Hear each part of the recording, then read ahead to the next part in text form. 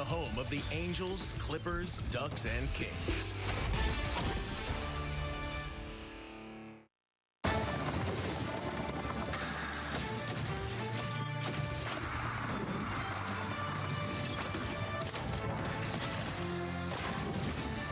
After winning last night and clinching their first series win at home, the Halos hoping to bring out the brooms as they go for the three-game sweep for the Padres tonight. Welcome to Angels Live, presented by Nissan. Fans lined up to see what the Halos can do here tonight. Zack Netto, he's been right in the middle of it all the last two games.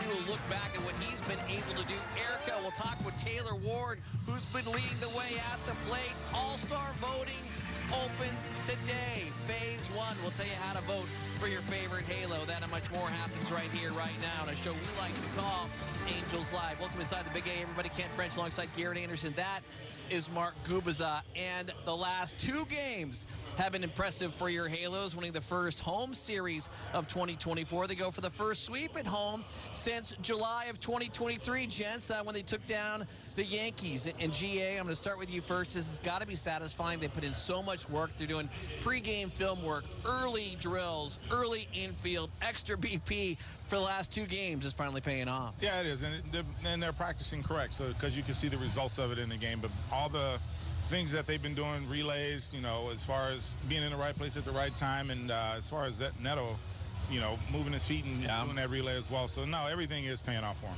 Yeah, fundamentals, base running, situational hitting, getting the job done, sac flies, getting the guy over from second base. The little things you need to do to beat a team like San Diego. Granted, they've struggled a little bit at home, but they've been really good on the road. And to beat them the first two games with a chance at a sweep, you got to be doing a lot of things right. Pitching has been great, too. Absolutely. We'll dive into that here in a moment. But right now, GA, you nailed it on the head. Zack Netto, he's been in the middle of it all when it comes to defense and offense over the first two games. A big reason why this team has won 2 in a row over the Padres and can be in a position to go for the series sweep. What's impressed you about the young shortstop? And he's had to put in some good work like we just talked about, and he's starting to come into his own. Just his athleticism, and, you know, he's gifted at, you know, running, hitting, throwing, and he's applying, and he's heads up. Being in the middle of the field, you have to be heads up on a swivel, and he's aware of where everything is. He's aware of where he is on the field and the plays to be made.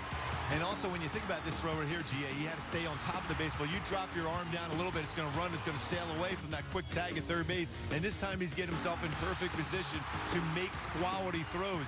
I mean, he's got a lot of confidence in himself, and you need that as a shortstop. The range he has, the arm he has, and the ability to be there and knowing what pitch potentially can be thrown to get to that spot in that outfield grass to plant and make a strong throw like that, GA. That is why he's good. That's why he's Big Papa, he calls himself.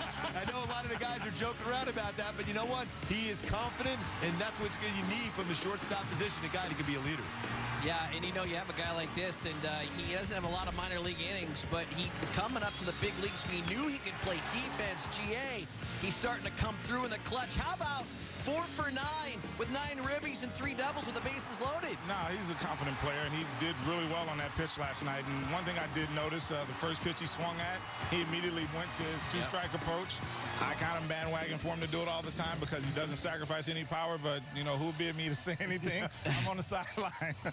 Yeah, I mean, you got to love the fact he got that baseball to lift up in the air, too. He's under control as a young player, and I love his numbers he has with the bases loaded. So often guys are up there, and GA, I mean, you were always a guy that's going to use the whole field, but so many guys with the bases loaded are thinking 4 runs. Yeah. I remember Pat Talbot, who's arguably one of the greatest hitters ever with the bases loaded, said, I'm only thinking about 1. And that's usually in the middle of the field, getting something that get hit in the air, and that's exactly what he did. Gets 2 runs in with that 2-run double. Yeah, strikeouts down. He's been putting the ball in play. Certainly impressive for the young shortstop, hitting .284 the month of May. Hopefully he can carry that in to the month of June. Gooby, I'm going to stay with you here with Patrick Sandoval, and another quality outing, back-to-back quality outings. 3 in his last 4, 1 run, over 6 innings. He was getting it done with all of his pitches last night. All of his pitches. I know we emphasized his sweeper a little bit yesterday before the game, but his changeup's still electric. I love he uses fastball. He uses 4-seam fastball and 2-seam fastball very effectively. When the Padre hitters were looking off speed, he was bringing some express. He threw a a 97-mile-an-hour fastball in the outside corner against one of the best hitters in the game in Horizon, and he froze him. And that's the thing. Cronenworth, he got a fastball by him, too. His sweeper was good. His slider was a firm one, up to 90 miles an hour. And his changeup was great. But, gee, I love this fastball usage. Yeah, I sat down in the suite last night and watching him from the side, and his fastball was electric, and he kept everything at the knees. And to boot, his off-speed pitches were electric last night, so that's why he made quick work of everybody. Yeah, and you know what, too, GA, we've talked about it. Same with you, Gooby. You talk about the emotions of one Patrick Sandoval. He wears them on his sleeve, but GA, he was able to close out that 6th inning. We were wondering with some extra pitches, 24 pitches to get him out, but he was able to get it done. No, he wasn't. It's part of growth, and it's part of knowing who you are as a player. Yeah. And, he's aware of it. It's been talked about enough, so I'm sure he keeps it on his mind. 70% strike throwing yesterday. He faced 24 batters, 15 first pitch strikes. That's what you want to see from him. He had a lot to be happy about, and after the game, he spoke with Erica Weston. Sandy Wash was just talking about how you were competing out there with intent tonight. What was behind this outing tonight? I don't know, just one of those days where you feel really good and, stuff kind of matches, so it's a good day. I know Barry's been talking with you about spotting the fastball, commanding it, quality over quantity. You were landing it tonight. Must be pretty happy with how you felt with that one. Yeah, it felt good. Kind of felt like I could go to it whenever I wanted, and I had a lot of confidence with it, and that's not something I'm really used to, with the fastball. Yeah, it's a good step forward. You were hitting 97 too. Were you amped up tonight? Not really. It just, like I said, felt good today, and the stuff matched it, so it's a good day.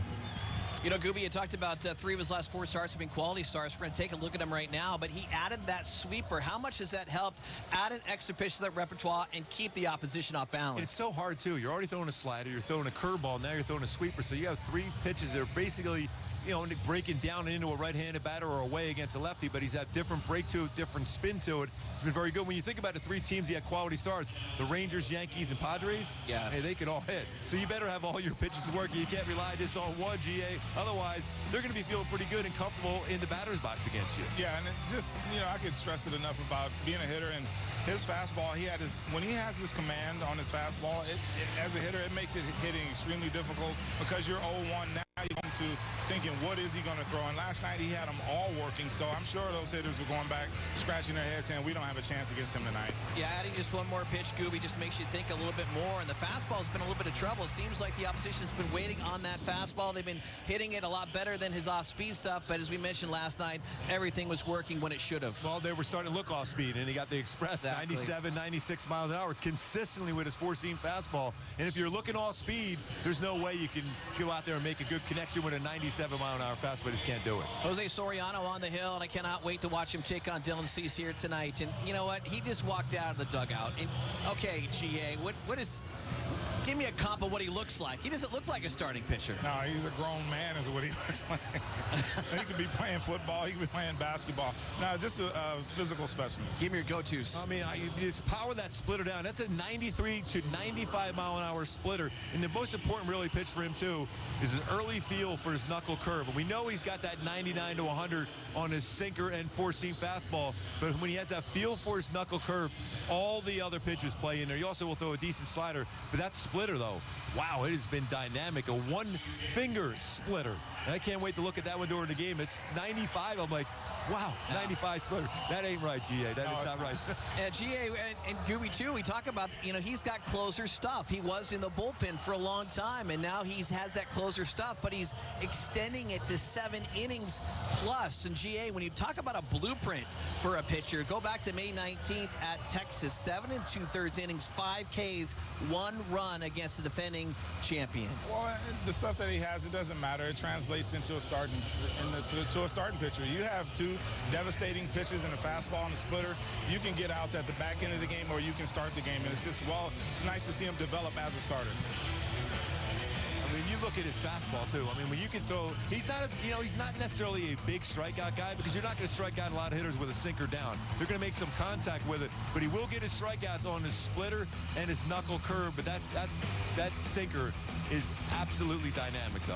And we're not talking about just a 100-mile-an-hour fastball, GA. We're talking about a 100-mile-an-hour fastball with movement. Top velos four-seamers right behind Paul Skeens, who was in action here this evening. But that is some impressive stuff for Jose Soriano. It is, and the ball's getting on you quick. I mean, it's hard to describe a ball that's it's just amazing that he can actually get it to move a little before you get there, because it's just not a lot of time. So hitters, you know, that's just a tough pitch to deal with. That's video game type movement on that 99 to 101. You see some hitters just shaking their head going back, what am I going to do with that one?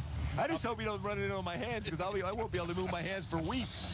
Well, our video game is just shut off. I apologize, Gooby. We just unplugged it. Does that mean I'm gone It's again? time for you to go until we can reboot. Can't hear me now? That's the best segment you've had all day. Gooey, thank you very much.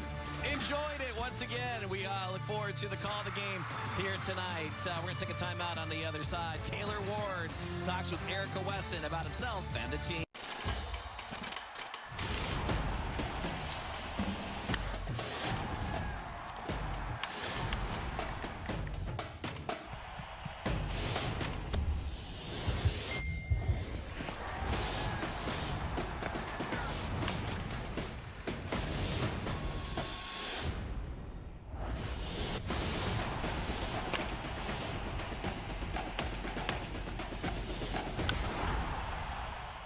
Get inside the game with MLB Tonight. There's nobody more important than him. Bringing you the big moments as they happen. Blanco throws a no-hitter. MLB Tonight. Boom! How fun is this show? Only on MLB Network. This is what you've been waiting for, folks. This is Gunnar Henderson. American League Rookie of the Year. What a superstar rookie season he had. What can this guy do? One of the best all-around players. You better be really good at what you do if you're going to be called Gunnar. Out of here! Gunnar Henderson's season is in full effect. Gunnar Henderson's my shortstop. This dude, absolute animal. Show him who you are, kid. Show him who you are.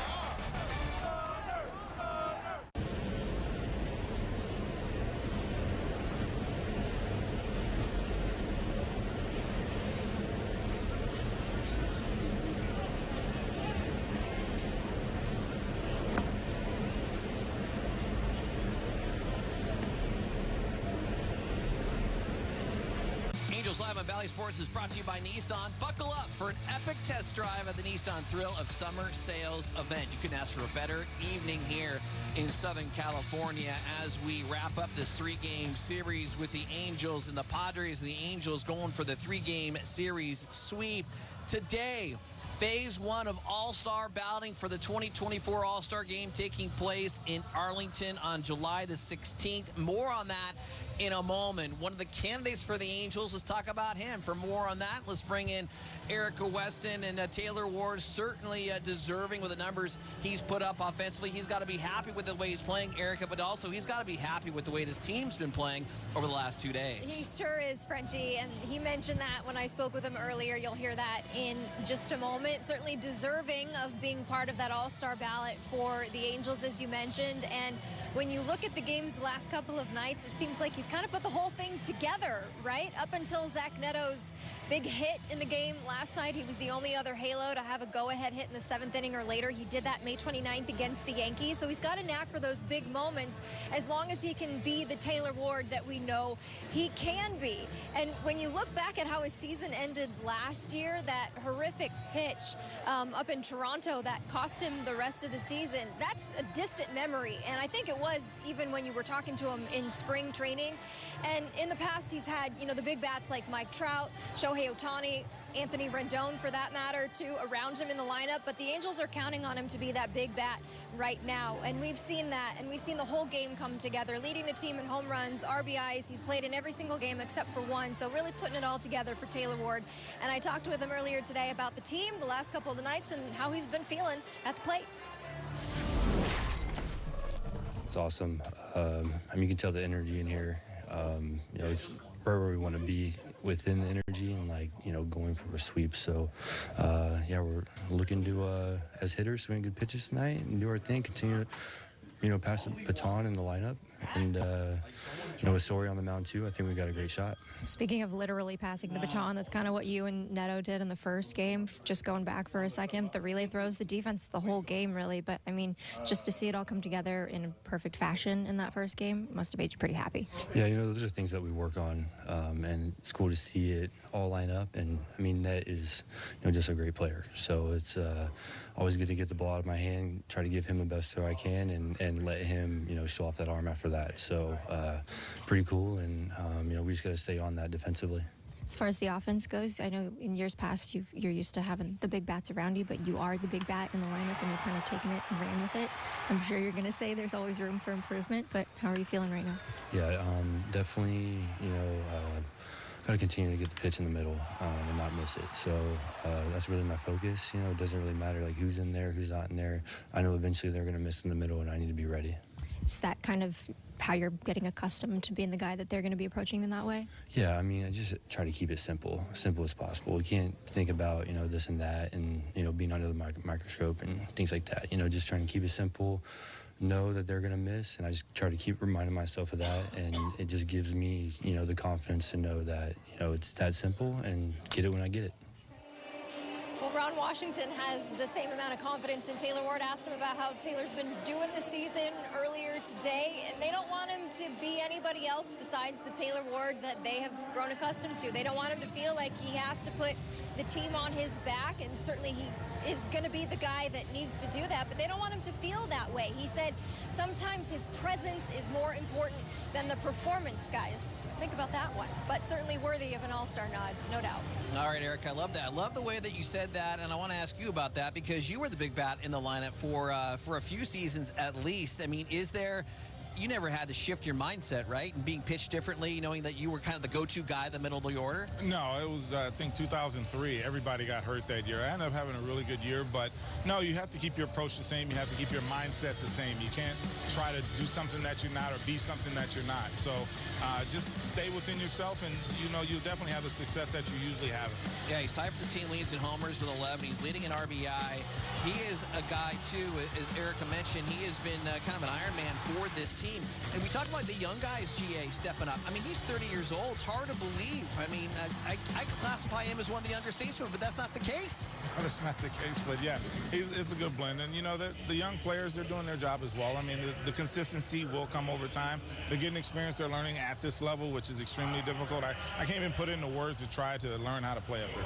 All right, the All-Star Phase 1 starts today. As I mentioned, you can vote now every day up to 5 times a day until June 27th.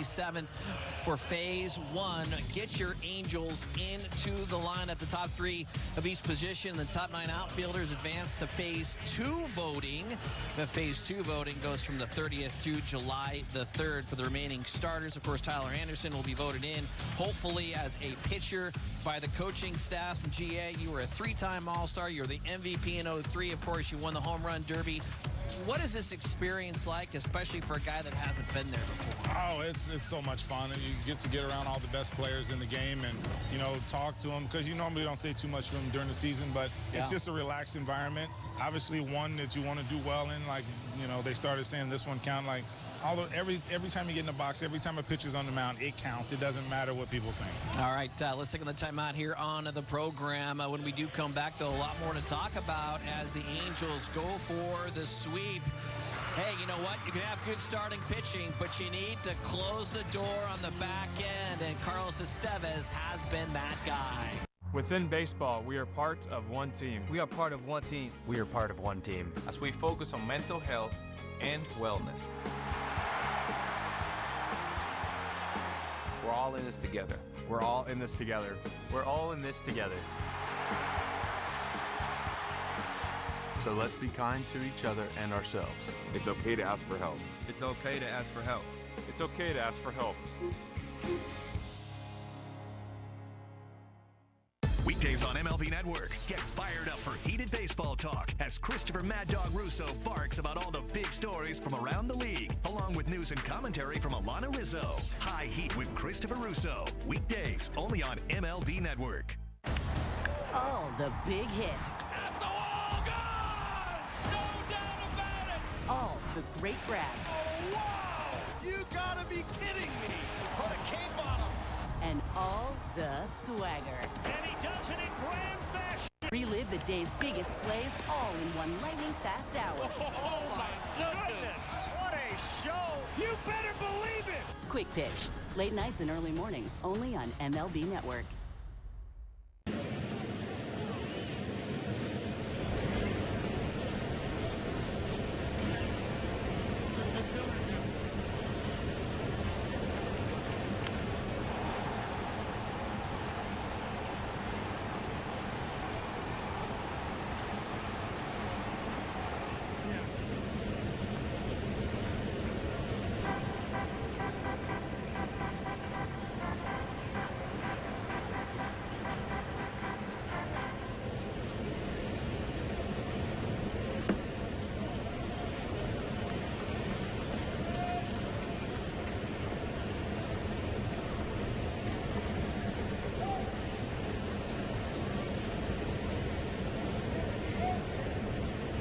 Angels Live on Valley Sports is brought to you by Nissan. Buckle up for an epic test drive of the Nissan Thrill of Summer Sales event. Jose Soriano on the hill, bringing the gas, averaging over 100 miles an hour on his four-seamer as second best in Major League Baseball. And this is Chargers night. That's Cameron Dicker, or Dicker the kicker for the Chargers, coming out to throw out the first pitch as the Chargers in town to root on the Halos as they go for the sweep of the San Diego Padres. As we welcome you back inside the Big A, Ken French and Garrett Anderson with you. So if you're going to have good starting pitching, yeah, you got to have good bullpen and a good closer, and the Angels have been able to do that. Before we get to the closer, though, Hunter Strickland, 3 straight outings, the last 2. I mean, he stranded 2 batters in the 8th inning. He's given up 1 earned run since April the 20th. I mean, that is what you call a setup man. And he's putting them in tough situations. It's not like he's getting clean innings and starting innings. He's coming in some tight spots, and he's not giving up runs. So he's been doing very well to get to that back end of the bullpen. All right, getting to the man, Carlos Estevez. Back-to-back saves, number 9 and 10 on the season. He has been unhittable. He's bringing the off-speed stuff, but also that high fastball. When closers come in a game, if they can establish throwing strikes right away and not work from behind, those are the kind of innings you're going to see. But when you start throwing ball 1, ball 2, working from behind, hitters' eyes get big, and then you start trying to be perfect, and then it can kind of snowball and get. But last night, very clean inning, through strikes. And GA, he's not just necessarily going for the strikeout. He's letting the opposition put the ball in play and let his defense make plays. Yeah, it's too hard to strike out, guys. I mean, especially certain hitters in certain lineups where they're not going to let you strike them out. Let them put the ball in play and let your defense work for you. All right, we're going to take one more time out here on the program. When we do come back, though, we're going to show you the lineups that will be on the field. Dylan Cease, who has been very good the first 5. For the Paws, the last 7, not so much. We'll talk about Cease and the Halo lineup coming at you next.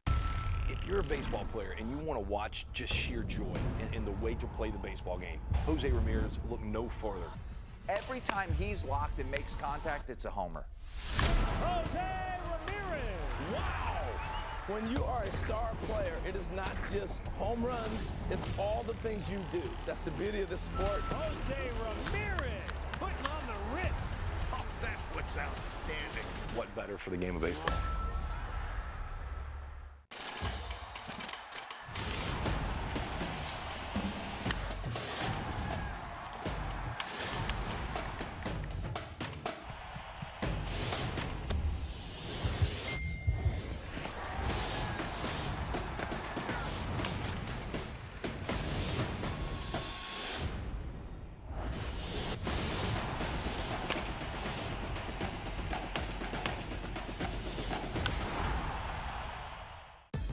Mornings on MLB Network. Wake up to baseball's hottest stories, big-name guests, and a whole lot of fun. MLB Central, the show baseball fans and baseball players wake up to.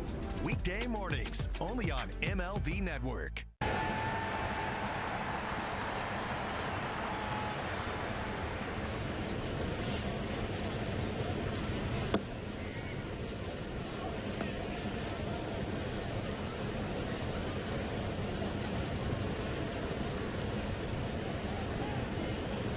Well, the Angels Angels win the game, you win free McDonald's fries. Get free medium fries tomorrow with any $2 purchase only on the app at participating McDonald's for the last 2 days. This has been happening at McDonald's. Throw them on the table. Share with your friends. Share with me. Whatever you want to do. Fries make kids happy, and kids make all of us happy. As Dylan Cease on the hill for the Padres, coming over to trade with the White Sox. Look at that. In June, he leads the majors since 2021 with 754 strikeouts in June. You don't want to face him here in the month. No, he's tough. I mean, he's got a good riding fastball, really tough slider. I mean, he's just and he's always around the zone. But what's ironic is he's kind of a swing and miss guy. So he definitely has a very sharp slider, and what makes hitting the fastball even tougher. Little Doc Holliday he's got going on. Hopefully he won't be anyone's Huckleberry here tonight. Here's what the Angels order looks like as Kevin Pillar draws back into that 5th spot in center field. Kyron Paris getting the start at second base. Yeah, it's nice to get these guys in, and they've both been swinging the bat pretty well. So, I look for them to come out swinging. He's going to throw strikes, so they better be ready for the first pitch fastball. Yeah, he was very good his first 5 on ERA under 2. His last 7 ERA of over 4. So we'll see if the Halos can get to him tonight early. Talking about the Padres, though, the lineup, they'll be backing Cease up. Fernando Tatis Jr. Haven't talked a lot about him, but we should. He's been on base for 14 straight games. He leads the majors right now with a 10-game hitting streak. Always dangerous, Fernando Tatis Jr. He is. He's a phenomenal talent. I've been watching him for quite a few years, and he's a guy you can count on him. He's played every game this year, and just unbelievable player, and it's just always a treat to watch him. 321 over this 14-game on base streak, 5 extra base hits, 7 RBI, and this guy can hit for average. He can also hit for power. I mean, he can beat you all kinds of ways. Yeah, he can, and he's just just an asset to have in a lineup. They all complement each other really well, and it's just always he hit the ground running as soon as he came up, and it's just been fun to watch. But he's on the other side, so I don't want to see him do too well. I don't either. I mean, this is a Padres team that was hitting .292 entering yesterday on the road. That was leading Major League Baseball, but they've had 3 runs over the last 2 games. This is the lineup you got to be careful of, and they got some hitters in this lineup. I mean, so dangerous. They do, and it just goes to show you what running some good pitching out there can pretty much handcuff any lineup.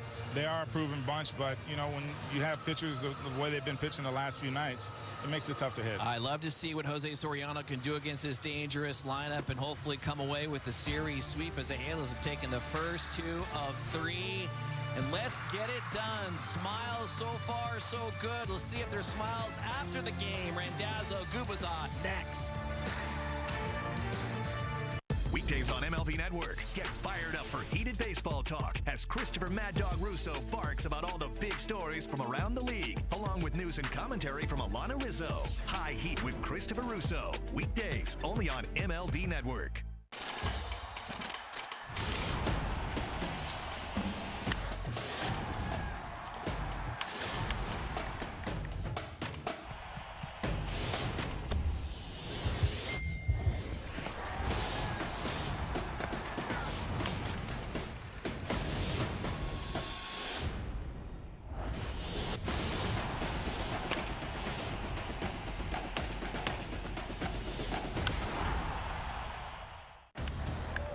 The big hits. At the wall, gone! No doubt about it!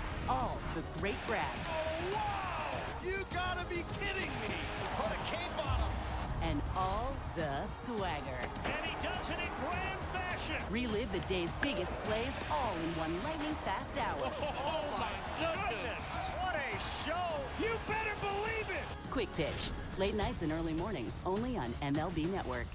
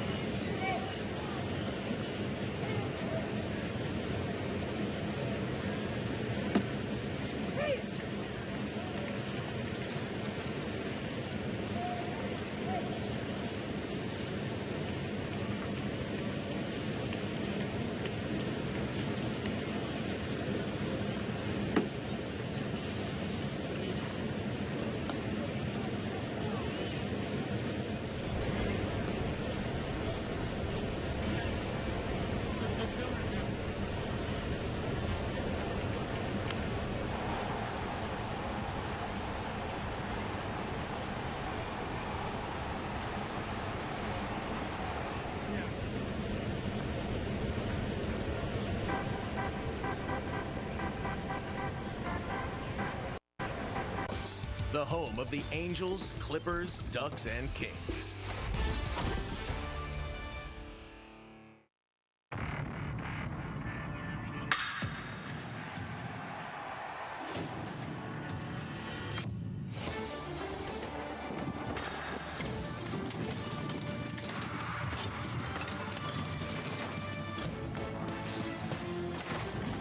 It is a super sensational night for baseball in Southern California. Tonight's game presented by Hyundai as the Angels look for a 3-game sweep of the San Diego Padres here at Angel Stadium. Alongside Mark Gubas, I'm Wayne Randazzo, and Gooby, the Angels have won each of the first 2 games in this series thanks to pitching and some late scoring. Yeah, Wayne, it's been really solid so far. Fundamental baseball on display for the Angels. They've pitched very well, like you said, and situational hitting's been good. Their defense outstanding. It's been fun so far. Well, it was Joe Adell on Monday night that got the party started late in the game. In the 8th inning with the score still tied, Adell doubled, and that got the go-ahead run home eventually. Wayne, I really like that swing for Joe Adell. He wasn't trying to hit the ball out of the ballpark. He was staying back on the baseball, let that baseball travel a little deeper in there. Gets to second base, goes over to third on a fly ball, and then scores on a sac fly, showing that speed. Go with the go-ahead run, able to win that close game. And then last night, Zack Netto stayed true to his baseball there. It's a double, a 2-run double over the head of Profar out in left field. Reason why? He got rid of that real high leg kick, stayed through it, and drove that breaking ball for a 2-run double. Well, you know, Big Papa had to get the big hit. Big Papa's got to do it. Well, it was a 4-2 game yesterday, 2-1 on Monday, and it could be another low-scoring game tonight. A great starting pitching matchup as we'll see Jose Soriano against Dylan Cease. Yeah, Wayne, if you like pitching, you're going to see that on display tonight. Take a look at our Frontier play sets. 2 outstanding R's, both have a dominant out pitch. You got the knuckle curve for Jose Soriano. 27 strikeouts with the 4th most in Major League Baseball, over 39% whiff percentage. When he stays back on that knuckle curve, doesn't overthrow it, it goes straight down with a nasty break to it. And then Dylan Cease, you talk about a nasty slider, 53 strikeouts on the slider, which leads all of baseball in that category. When he's got that slider going, it's very tough. That's why you got to really be aggressive early. You don't want to fall behind against him and deal with that slider because it's that good. It's really amazing how hard these guys throw, and yet their breaking balls are pitches they rely on really heavily. I know, and they're both averaging, what, 97 and 99 miles per hour with their fastball. They just show the fastball to finish off with their secondary pitches. Soriano and Cease tonight, the last game of this 3-game series, and the Angels trying to pull off a sweep of San Diego. We'll have it for you. Game 3 in just a moment.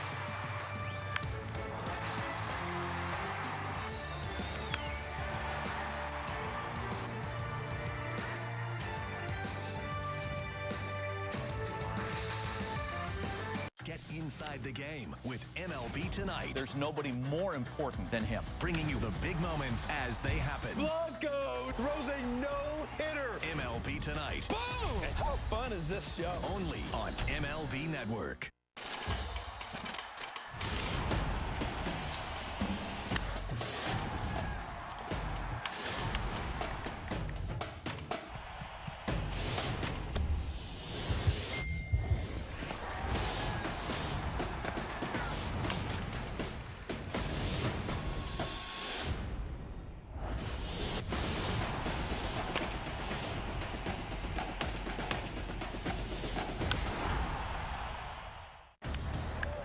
The big hits. At the wall, gone!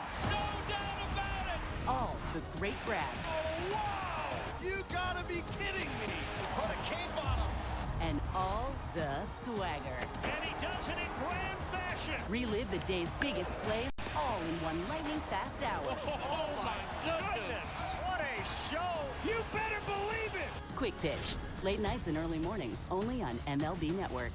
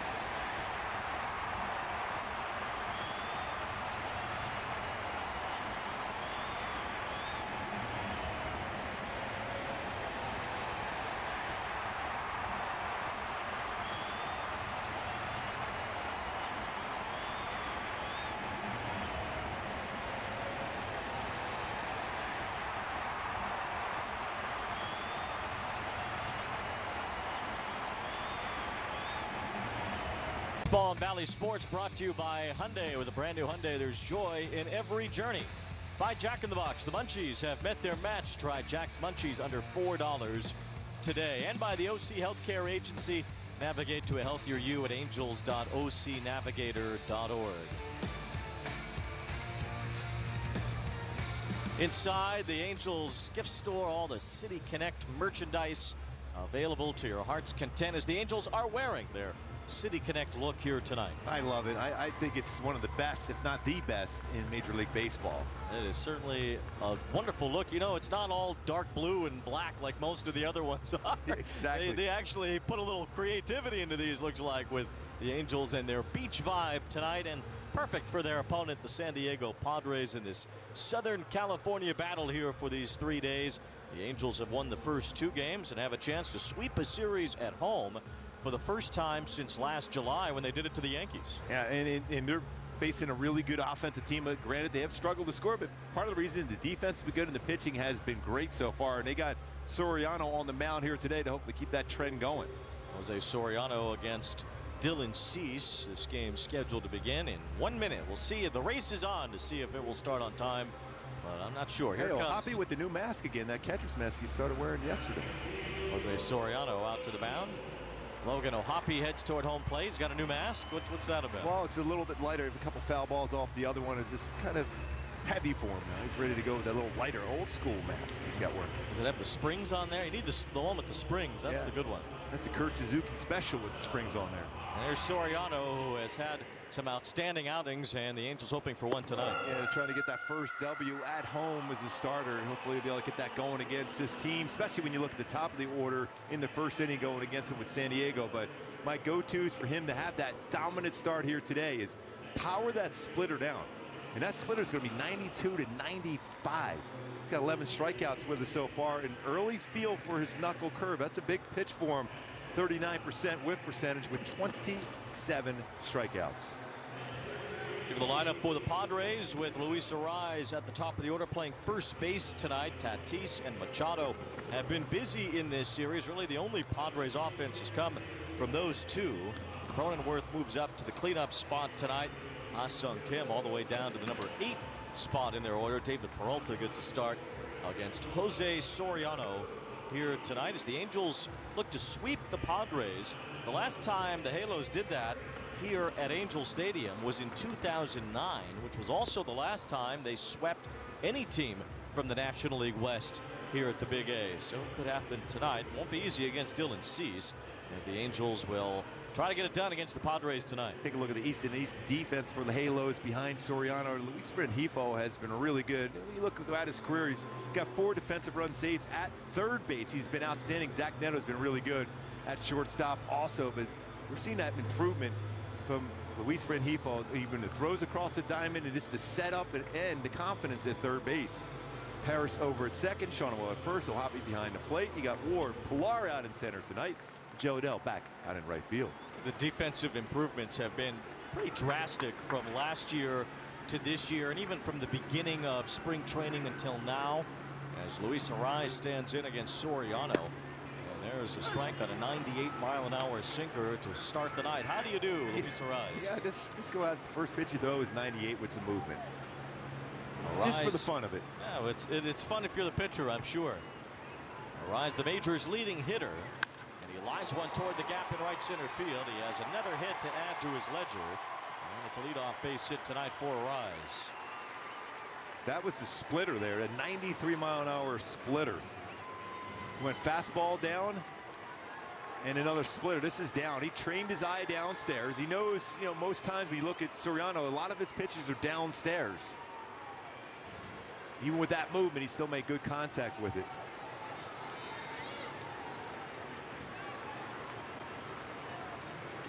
Here is Fernando Tatis Jr. as he bounces one softly toward Rengifo, who kicks it in fair territory. Arraez tries for third. Renifo's throw is in plenty of time. Arraez taking a chance, makes the first out of the game.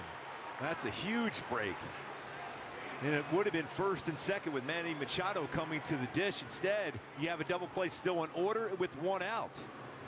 Well, that is some bad base running right there from Luis Arraez.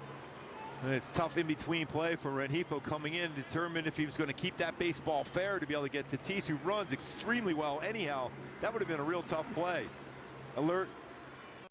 Netto be over third base. Spectator with third base over the bag. Was a good job. Strike. He couldn't believe that Arise was that hard to the ball. So he slapped by about feet. Oh, it's foul ball. The first two play. The change of the game right there in that first inning. Instead of being first and second no outs, you get double play. It's a 1, 2, 3 inning basically. Have you heard? Soda's not a dirty word anymore. Introducing Poppy, the best thing to happen to lemon lime since, well, lemons and limes. It's the iconic, refreshing flavor you crave, but with 3 grams of sugar. Real lemon, real lime, real juicy flavor. The future of soda is now, and it's called Poppy. Poppy, soda's back.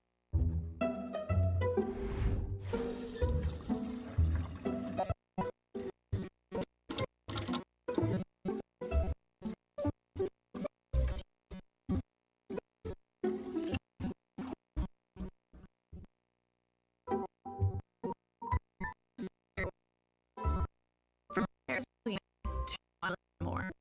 Makes it easy. The app is today. With the Game Time app, I paid 60% less than this guy. What? And it's not just sports tickets. It's also concerts. Performances, too! Oh, come on! Download Game Time. Last-minute tickets, lowest price, guaranteed. What is the dumbest thing you've ever wasted money on? I was paying for 2 Netflix accounts over like 3 years. How'd you figure that out? I saw an app that shows you all the monthly subscriptions you have and how much you're paying. What is the app called? Rocket Money.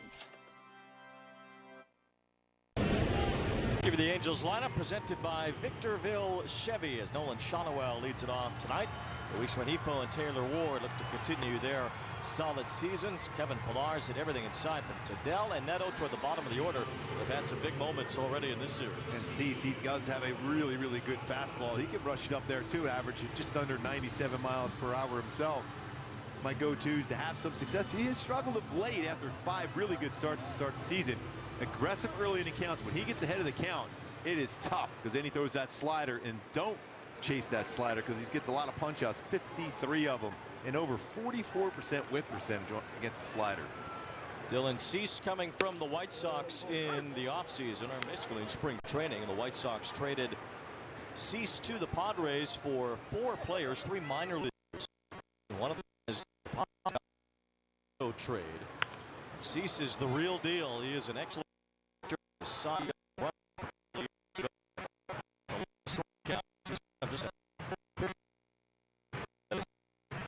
More strikes. Maybe time like the baseball, like Wyatt Earp right there. Thought we were watching Tombstone yes, for a second. Ball 1 to Nolan Shonowell. Well, Dylan Cease will typically walk a lot of hitters. He'll typically strike out a lot of hitters. He won't give up many hits. Although the walks have been way down for Cease this year.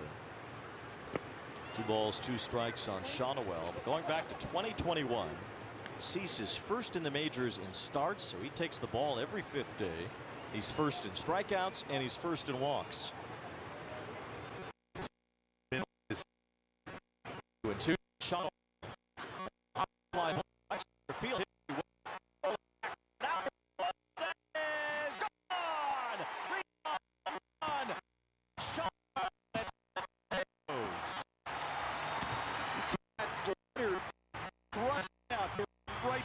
Field. Shonowell goes shown along. Leadoff home run. His 6th home run, 19 RBIs.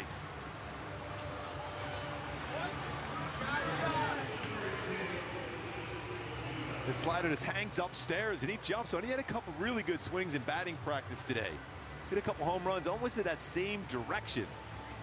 Carry that over from batting practice into the game. It's the Halos' 8 early lead. The 7th home run he's allowed. 5 of them have come in his last 5 starts. Here's a grounder from Rengifo over to Arise playing first base. But Cease has allowed 3 or more runs in each of his last 4 outings. He hasn't pitched all that well. Second career leader.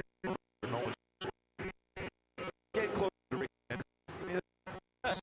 7-9, I believe.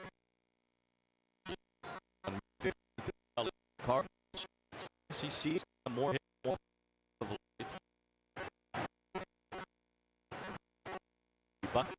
A long look at that pitch. And so called it a strike. Taylor Ward at the plate with 1 out. Wow, that's a nasty one. Yeah, that's a makeup call. Nasty breaking ball. Keep you on your toes with CB Buckner behind the plate today. He's the home plate umpire. There's a strike. That slider spins awfully nicely for Dylan Cease.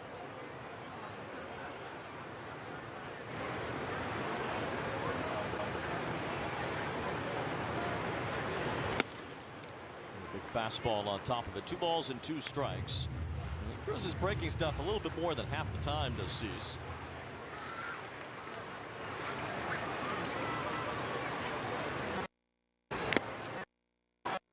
Strike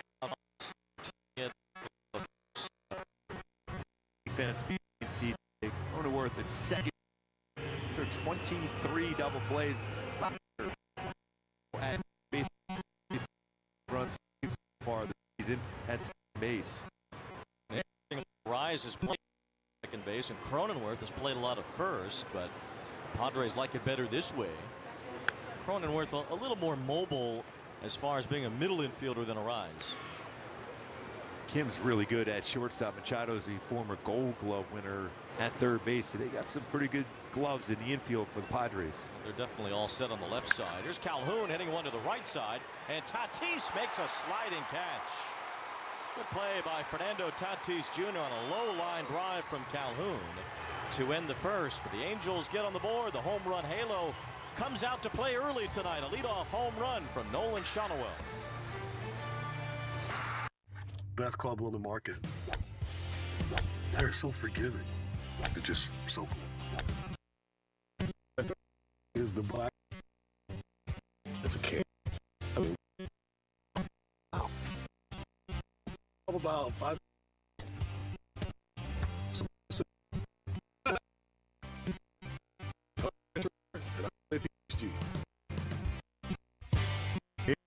Nobody makes golf clubs the way we do, period. I wanted to improve my credit score as quickly as possible. Borrowing from the start was incredibly simple. The interest rates were incredibly attractive. Going through the process took just a couple of minutes. The approval process was basically instantaneous, and I got the money within paying off those cards. A lot of power to control my own credit. Couldn't be a simple process for paying credit cards.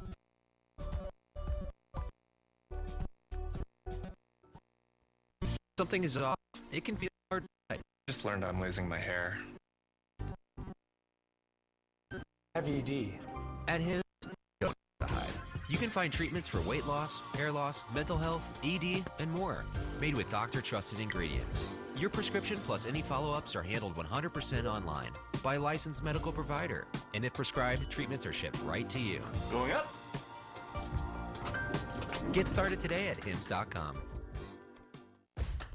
Back to the Big A. Some good news as far as the injury front is concerned for the Angels. Anthony Rendon out on the field today doing some light baseball activities, taking ground balls out there today. He had been inside doing some work, hitting in the cage, throwing in the cage. There he is out on the field for the first time today. He said it felt good being back out there, out in the sun. He actually told me he thinks he's a bit ahead of schedule from that hamstring injury back in Cincinnati. He said he's trying to push it every day. That's what he keeps telling the guys in PT. Just keep pushing me till my body tells me it's too painful or not ready yet. He said he's just trying to get back as soon as possible. Trying to be smart about it though too. But the big next step will be this weekend, guys. Expected to start running out on the field, start jogging. That will be a good indicator of where he's at moving forward, because if it doesn't go well there, it'll be a little bit slower. But he said he's ahead of schedule for Anthony Rendon in his return.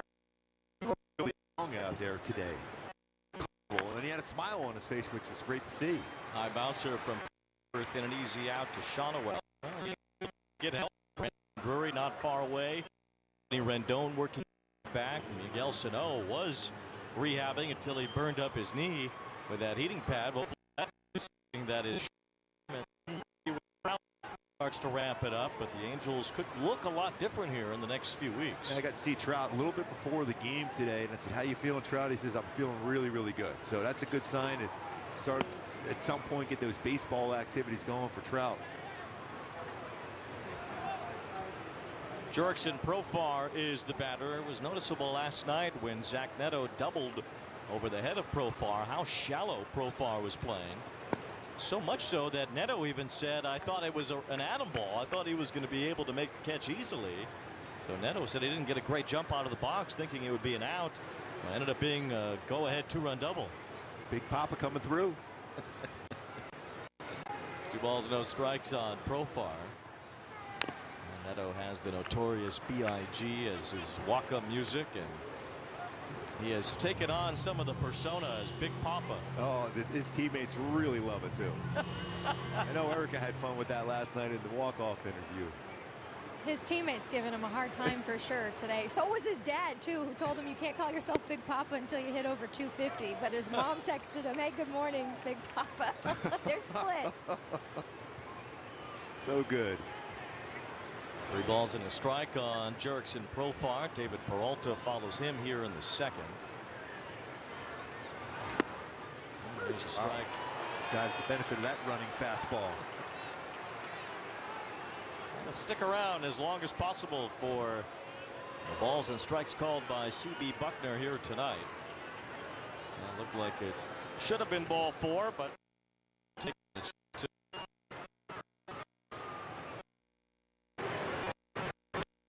High chopper. Cut the throw, the handles, and there's 2 away. And take top leg. Quick. If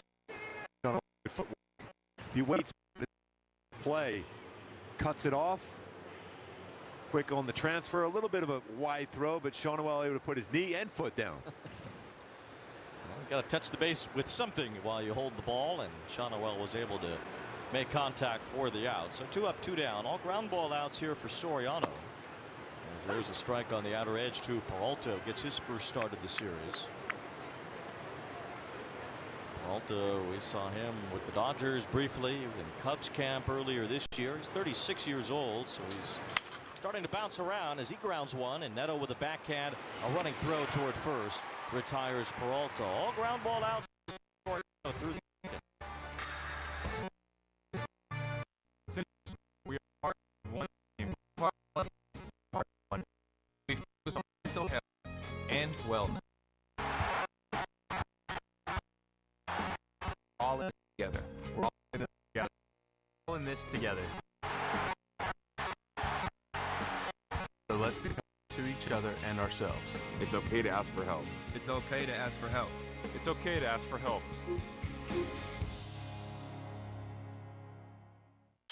Performance. He is locked in. Passion. There's nobody more important than him. Teamwork. Working together is key. Get inside the game with MLB Tonight. Blanco does it! Throws a no-hitter! Bringing you breakdowns, highlights, and live look-ins to the big moments as they happen. But that was the MVP of the game right there. MLB Tonight. Inside the game all season long. Boom! How fun is this show? Only on MLB Network. Weekdays on MLB Network. Join the conversation with Kevin Millar, along with Sierra Santos and fellow World Series champion Ryan Dempster on the most unpredictable baseball show on TV. Intentional Talk. Weekdays only on MLB Network.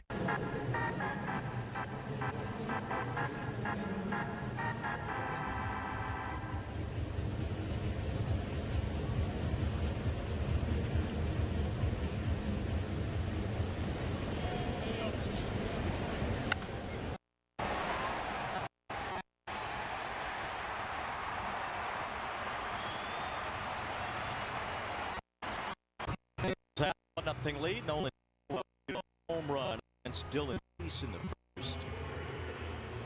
Soriano, a bunch of ground ball outs through the first 2 innings as we see Kevin Pillar in our Kia player profile. It has been quite a heater for Pillar. Yeah, 411 batting average with 15 RBIs and OPS over 1,100 for Pillar. First time facing Cease. Pillar has played in 22 games as an Angel. He's had 28 hits. That is the 4th most in franchise history through 22 games. There's a high fly ball to right. Tatis able to back up and get in position. Still backpedaling a bit as he makes the catch.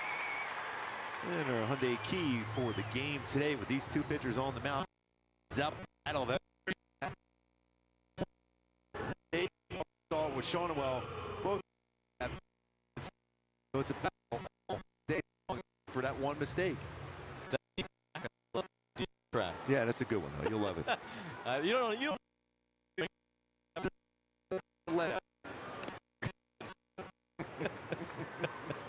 Logan O'Hoppe, the batter, with 1 out. O'Hoppe with 7 homers now in the year. He's hit a couple recently. 2 balls and no strikes. Battle of Evermore sounds like something Dylan Cease might like. He has a lot of eclectic tastes. He paints with acrylics in his spare time. He plays frisbee golf. Actually opened up some frisbee golf facilities. And during the pandemic, he took up beekeeping with his father. Beekeeping? Beekeeping. He is Wyatt Earp. He is a Kansas Law dog. So now he and his father harvest bee honey together. O'Hoppe lines it past third, a base hit. That was a rocket by O'Hoppe. He hit the beeswax right out of that yes. ball. 1 out single for O'Hoppe. So when the Padres played the Braves earlier this year in Atlanta, Cease is a Georgian. So he and his father both from Georgia, and so they harvested all this honey. They gave jars of it to all the Padres players. So you could have asked Don Orsillo and Mudd for some bee honey from Dylan Cease. Bees, I'm a little nervous with bees. It's the honey, it's not the bees. Yeah, I know, but I'm sticky too. Yeah. Here's Adele. You know me by now, Wade. Yes, you're very bland taste buds. Yes. No balls and a strike on Adele. Bats for the first time tonight with O'Hoppe at first. Good cut of that fastball away, which could play right into Adele's strengths. That was 104 off the bat. The ball's 2 strikes. Adele has had a hard time hitting right-handed pitching. He's batted just 168 against right-handers. This is a tough customer out there in Cease. He dominates right-handed batters. 169 batting average. Not that lefties are getting good swings either at 212.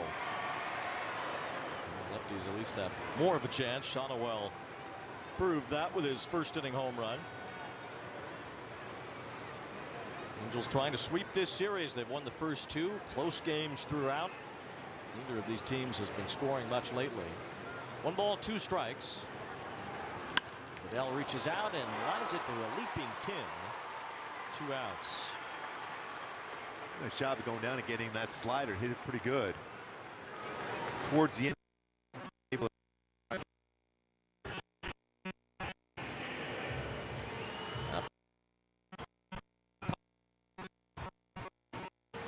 No, they don't have the Players Weekend, but number 9 the back for Netto. If he gets a base hit though, he gets the 250. I think. Yeah, Dad will let him do it then.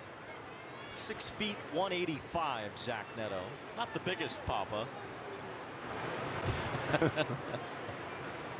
But I got a big one nonetheless. He's right on the plate. He really is. That's closer than usual for Netto.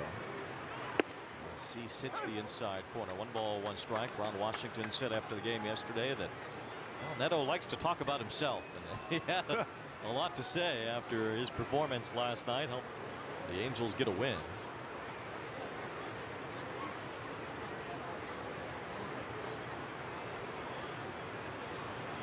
There's a high drive out toward left field. Back for it is Profar. He's out near the wall. Big Papa has hit a 2-run homer. And the Angels have a 3-0 lead. You know what, after that swing, Wayne? Yeah, he's Big Papa. 105 off the bat. Launch angle 31 degrees. With that launch angle and that exit velocity, that generally means a good chance it's going a long way. Could have grabbed himself a sandwich over Jersey Mike there, the 390 sign.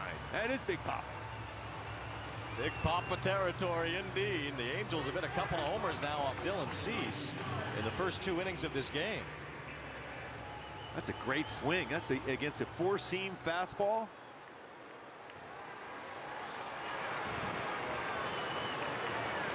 Here's Kyron Paris. There's been some good sound off the bat early on against Cease. Even the baseball that Pilar hit was pretty well. It's got underneath it and hit it the right field, pretty deep to right. Tatis Jr. ran it down. Calhoun too, a line drive that Tatis made a sliding catch on. So the Angels are seeing Cease well early. They scored 3 runs on him on 3 hits, 2 homers. Harris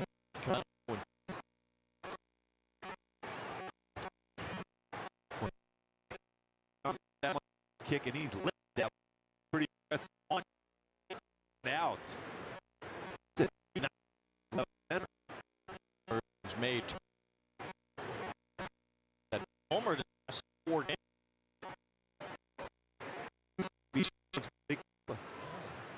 Adele's grand slam was the last home run they had hit before today. So now Sandoval and Netto have hit some homers, and the Angels have a 3-0 start here tonight on Cease. Paris strikes out. Camposano hung on to that to end the inning. Well, a big Papa blast. Zack Netto with a 2-run shot in the second. The Angels driving through to a 3-0 lead after 2.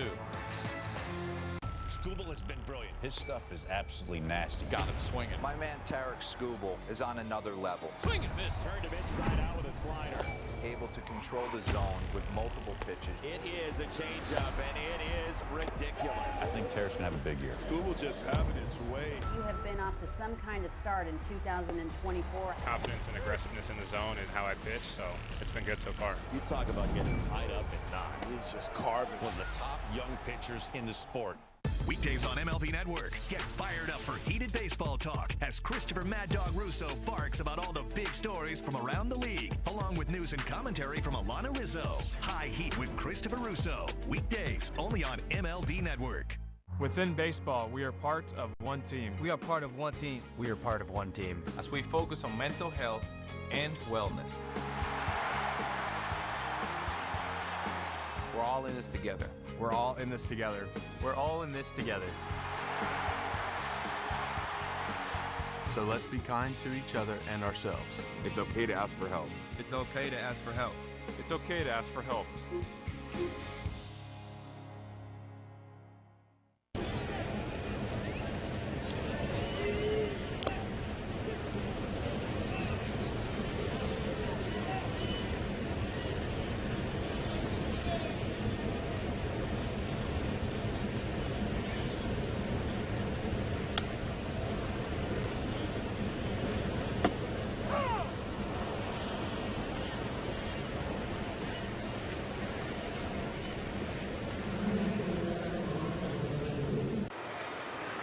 The 2024 MLB All-Star Ballot presented by Build Submarines is now open. Vote for your favorite Angel daily at MLB.com/vote.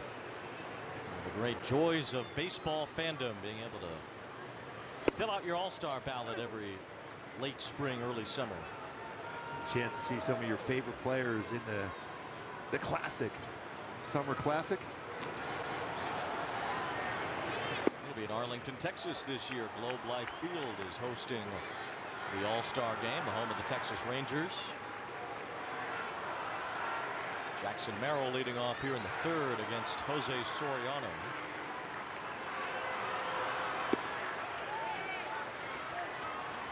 Soriano has gotten all ground ball out so far. One base running mistake from Luis Arraez that helped get it out as well. Just trust that sinker. They're hitting a lot of baseballs on the ground to stay that course. 2 balls and 1 strike. Going down and in for ball 3. One thing about the Padres, they get a lot of hits, but they do not get a lot of extra base hits. They've had the second fewest extra base hits in the majors, but they have the most singles in the majors by a long shot. A big cut there from Merrill. Was thinking about a base hit. Suffer a good count. They look for the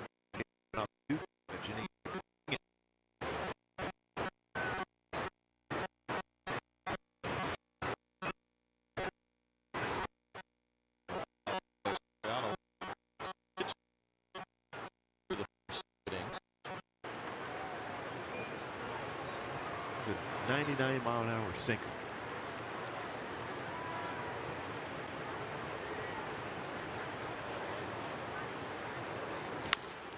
Another bouncing ball. This one handled by Netto behind Paris. Don't Kelly Leak right now. He wants every baseball.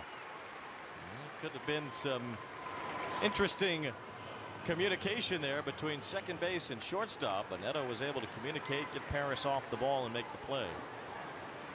He had the momentum going that way to the glove side. Merrill runs very well. One out. Here's Ha-Sung Kim. He's popular everywhere. He is. There's a big curveball for a strike. Haven't seen Soriano break out the curve much here in the first few innings. You got a team that hits a lot of singles, and you're keeping that sinker down. Just trust that it's going to be at somebody in your infield. Big old bender to Kim to start off this at bat. And it's 1 ball, 1 strike now. Jose Soriano. We've seen him be very efficient at times. Remember that start against the Rangers in Texas, where Soriano cruised into the 8th inning. Needed just 93 pitches to go to 7 2/3. His longest outing of the year. 2 balls and a strike on Kim. Is that little technique to have balance over the pitching rubber before he throws the baseball, just to keep himself balanced and keep the front hip locked in front shoulder. Just missed. Ball 3. Campusano, the catcher, on deck. Then the top of the order for San Diego. Swing and a miss. That has some serious sink to it. Kim is one of the hardest batters in all of baseball to get a swing and a miss from, but he got one on this nasty pitch. Yeah, he stayed on top of that baseball well, the front shoulder in there, and drive towards the plate. That good balance over the pitching rubber. So full count. Kim just beats that into the ground foul. We've seen the Padres first time through the order here do nothing but just top the baseball. Jose Soriano with his fastball velocity. Paul Skeens and Bobby Miller on that list. Neither has made as many starts even combined as Soriano has. And Miller's been hurt, and Skeens just got called up a few weeks ago. Skeens pitched against the Dodgers today as Pittsburgh got a win. Skeens struck out Shohei and gave up a home run to Shohei. Pittsburgh playing well against the Dodgers in Pittsburgh. I'll tell you why, this is that time of the day where it's tough for a starting pitcher. The sun is directly in your eyes early, and then it'll go away. Throwing some nasty sinkers, and Kim just keeps fouling them off. It's pitch after pitch, beating them into the ground. It's 3 balls and 2 strikes on Ha-Sung Kim.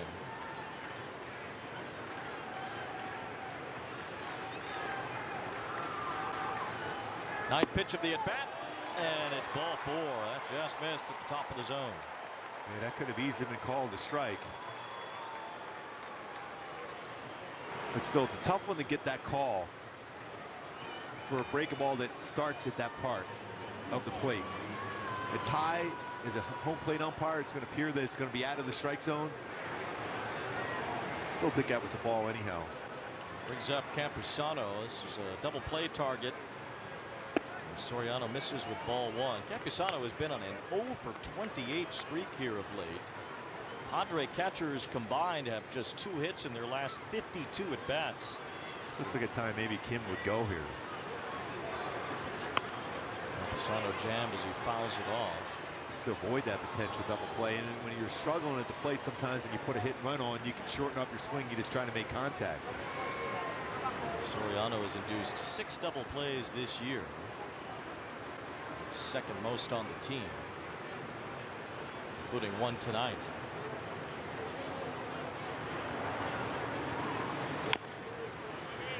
Pisano chops it foul. 1 ball, 2 strikes.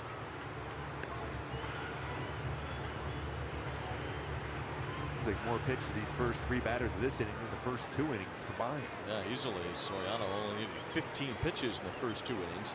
5 in the first, despite giving up 2 hits in the first inning. See that a lot. Pisano stays alive. 5 pitches. He allowed base hits to Arise and Tatis, and then a double play ball after Arise's base running blunder. So he made it for a quick inning despite the 2 hits. I was thinking about going to last pitch. Kim chased back to first. Sandoval keeps the tag on the knuckle of Ha-Sung Kim. Soriano's difficult to steal against. He's only allowed 1 stolen base in his 1 attempt against him this year. Just 2 stolen bases, 2 caught in his career. He's quick to the plate. Kim has a big lead, not running, and there's strike 3 call. Wow, that's gift.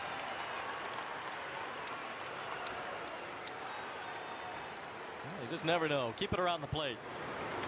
CB Buckner calling balls and strikes tonight the way that he wants to. That's off the plate. And you can see by about almost a baseball and a half, 2 baseballs off the plate. Hoppy tried to bring that back in, got the call. And now Campusano is 0 for his last 29.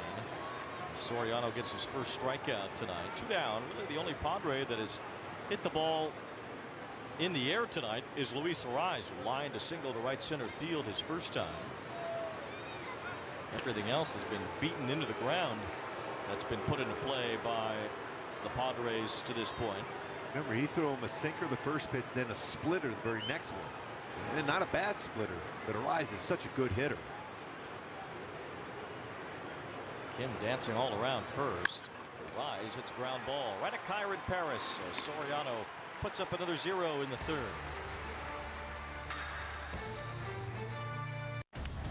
All the big hits. At the wall, gone! No doubt about it! All the great grabs. Oh, wow! You gotta be kidding me! Put a cape on him! And all the swagger. And he does it in grand fashion! Relive the day's biggest plays all in one lightning fast hour. Oh my goodness! What a show! You better believe it! Quick Pitch. Late nights and early mornings only on MLB Network. Weekdays on MLB Network, it's the baseball show for the thinking fan. Join Brian Kenny and his daily panel of experts for a more analytical look at the game. Think baseball with MLB Now. Weekdays only on MLB Network.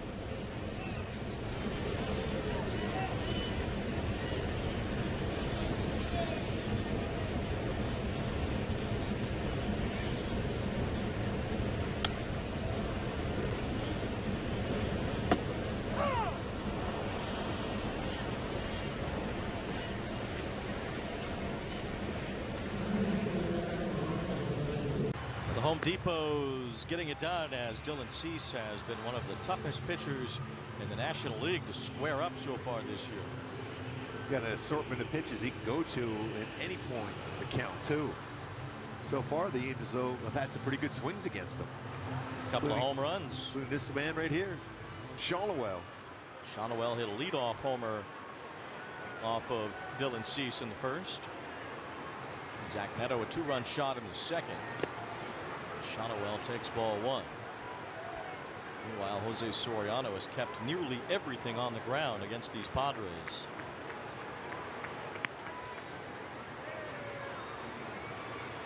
Sandoval hit a leadoff homer earlier this year against the Cardinals at Angel Stadium. He's hit another one here tonight.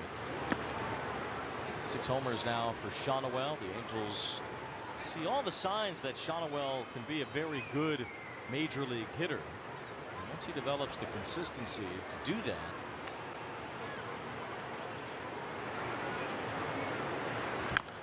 been some peaks and valleys for Sandoval to this point, but he peaked in the first inning tonight against Dylan Cease. That one upstairs, it just hangs up there, slider. He's able to get that barrel out in front with some lift to it. Second career leadoff home run, 6th of the season, 10 extra base hits for Sandoval now. Good pitch by Cease on the inside corner. First time this year Dylan Cease has allowed 3 runs in the first 2 innings of a game. Now it's the 5th start in a row he's given up at least 3 runs. He's been touched up lately. Got in from the White Sox to shore up this San Diego rotation. He gets a strikeout on Sandoval. Punch out number 3 for Cease tonight. That was a knuckle curve. Padres might not be done adding to their rotation. Reports that they're going to be heavily involved around the trade deadline. And they're a team that is always active, whether it's the off season or in season. A.J. Preller, their general manager, and he certainly will mix it up to try to get his team to be a better one. Padres just a .500 ball club right now, but that's good enough for the second wild card spot in the National League to this point. 4 National League teams above .500 entering play today.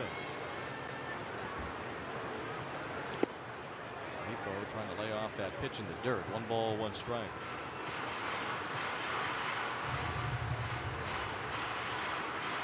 A few more knuckle curves now after his slider at times so far has been flat. His best pitch been flat a few times. Mike Schilt, the manager of the San Diego Padres, second managerial job for him, was with the Cardinals for a bit. Pitch there by Cease to get Renifo out in front. So he went to the slider that time.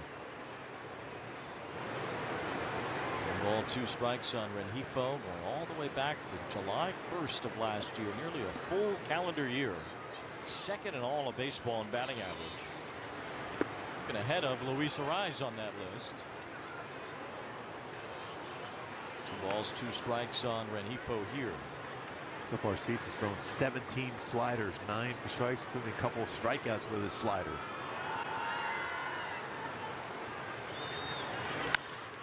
Renifo kind of tomahawked that pitch, was up in the zone, and he grounds out.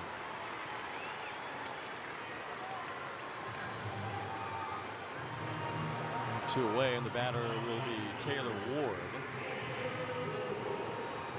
Some news came across Major League Baseball yesterday, a step the league took that they hardly ever do, as they suspended Tucupita Marcano, an infielder for the Padres, for life, as he was found to be gambling on his own team when he was a member of the Pittsburgh Pirates. Baseball handed out a bunch of gambling suspensions yesterday. Tucupita Marcano receiving a permanent ban from Major League Baseball. It's something that has hardly ever happened in the history of the game. Pete Rose might have been the last one.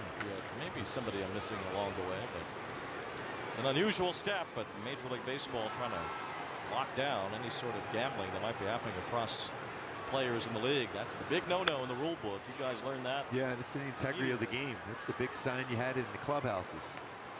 3 minor leaguers, including Andrew Saalfrank, who appeared for the Diamondbacks in the playoffs last year.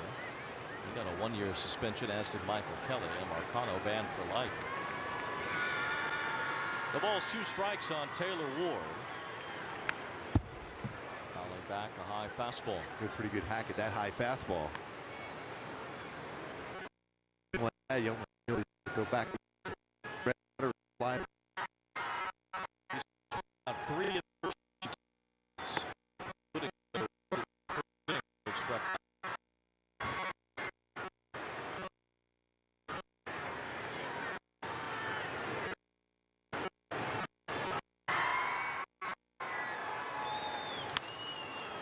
Lifts fly ball to shallow right. Tatis got a good jump coming in, and he makes the catch to win the inning. 1-2-3 for Cease in the 3rd. Weekdays on MLB Network, it's the baseball show for the thinking fan. Join Brian Kenny and his daily panel of experts for a more analytical look at the game. Think MLB, only on MLB Network. Performance locked in.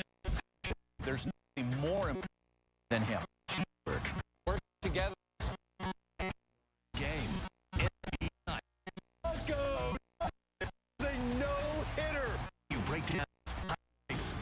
look-ins to the big moments as they happen. But that was the MVP of the game right there. MLB Tonight, inside the game all season long. Boom! How fun is this show? Only on MLB Network.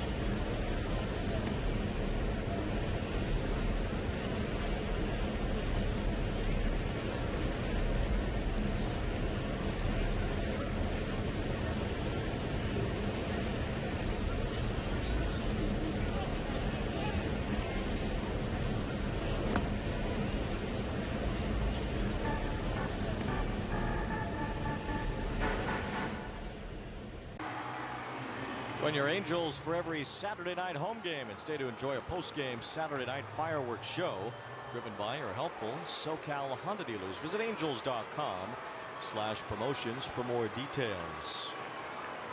Always a lot of fun. Fireworks on Saturday night.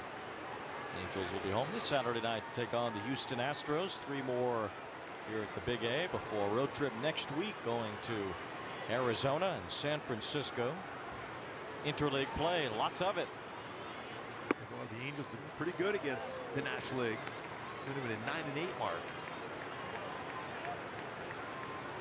Angels have had their biggest struggles in the American League Central, where 4 teams are above 500, as many as the entire National League. Cleveland, Kansas City, Minnesota, and Detroit all above 500 entering play today. Tiger was the second best record in the American League behind the Yankees. 20 games above 500. Tatis could not hold up on that slider, and it's 1-2. Tigers are trailing in Texas tonight 6-1. That game's in the 8th inning. Guardians and Royals were rained out, and the Twins just can never beat the Yankees. Lost again in New York today. 2 balls, 2 strikes. Yankees 9, Twins 5. Minnesota's lost something like 125 out of 165. They really struggle against the Yankees, whether it's regular season or postseason. 3 balls, 2 strikes on Tatis. I mean, it was just a wretched record the Twins have when they play the Yankees, going back 20-some years now. Tatis bounces one softly foul. 3-2 the count on Tatis. Hard slider here tonight. It's about a 92, 93 mile an hour slider. And Soriano throws everything hard. He's reached 100 miles an hour more than any other pitcher in the American League. Only Paul Skeens of the Pirates has done it more often than Soriano in the majors. Shohei hit a home run off him with a 100 mile an hour fastball from Skeens today. Shohei saw a lot of heat tonight because he not only saw Paul Skeens strike him out with a 100+ mile an hour fastball, Aroldis Chapman struck him out with a 103 mile an hour fastball. 3-2 as Tatis bounces one foul. Now Ohtani did hit a homer off of Skeens as well in that game. The Pirates beat the Dodgers for a second straight game, 10-6. Pittsburgh starting to close in on 500 again. They've been playing better. There's 2 young stars on their pitching staff, Jones and Skeens. They got a shot. Yeah, it's changed. Changed the whole makeup for the Pirates. 3-2. Tatis hits another ground ball, but this one is through in the left center field. And the leadoff man on for the Padres, starting to see some longer at bats against Jose Soriano. A lot more foul balls here in the last couple innings. Better chance of hitting the ball harder on a 4-seam fastball. Even though that was downstairs, it was a 4-seamer, so there's not as much movement on that one as compared to his sinker. He was battling and fouling off some tough sinkers. Here's Machado in into a double play his first time.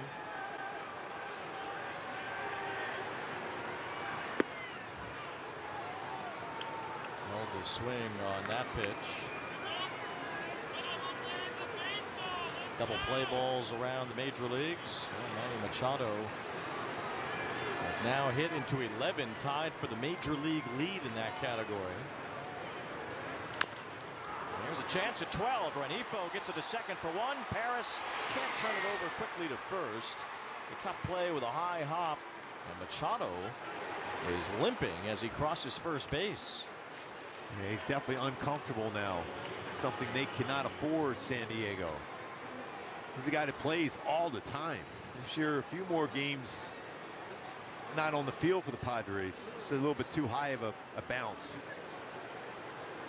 Definitely not comfortable going through the bag. Another ground ball out for Soriano.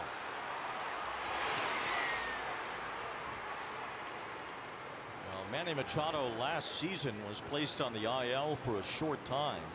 That was the first time in his major league career that he had ever been on the injured list. It's a guy who routinely plays day in and day out and has played in at least 150 games in just about all of his major league seasons. Soriano is a ground ball machine.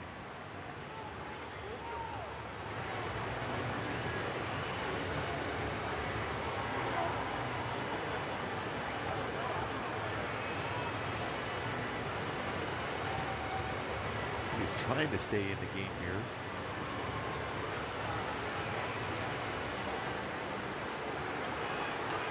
Machado did also miss time in 2014. Last year was the first year since then that he had been on the IL. And you see all the groundouts for Soriano.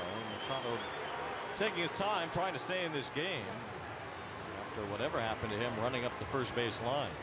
I don't know if it was a hamstring or a groin running down the line.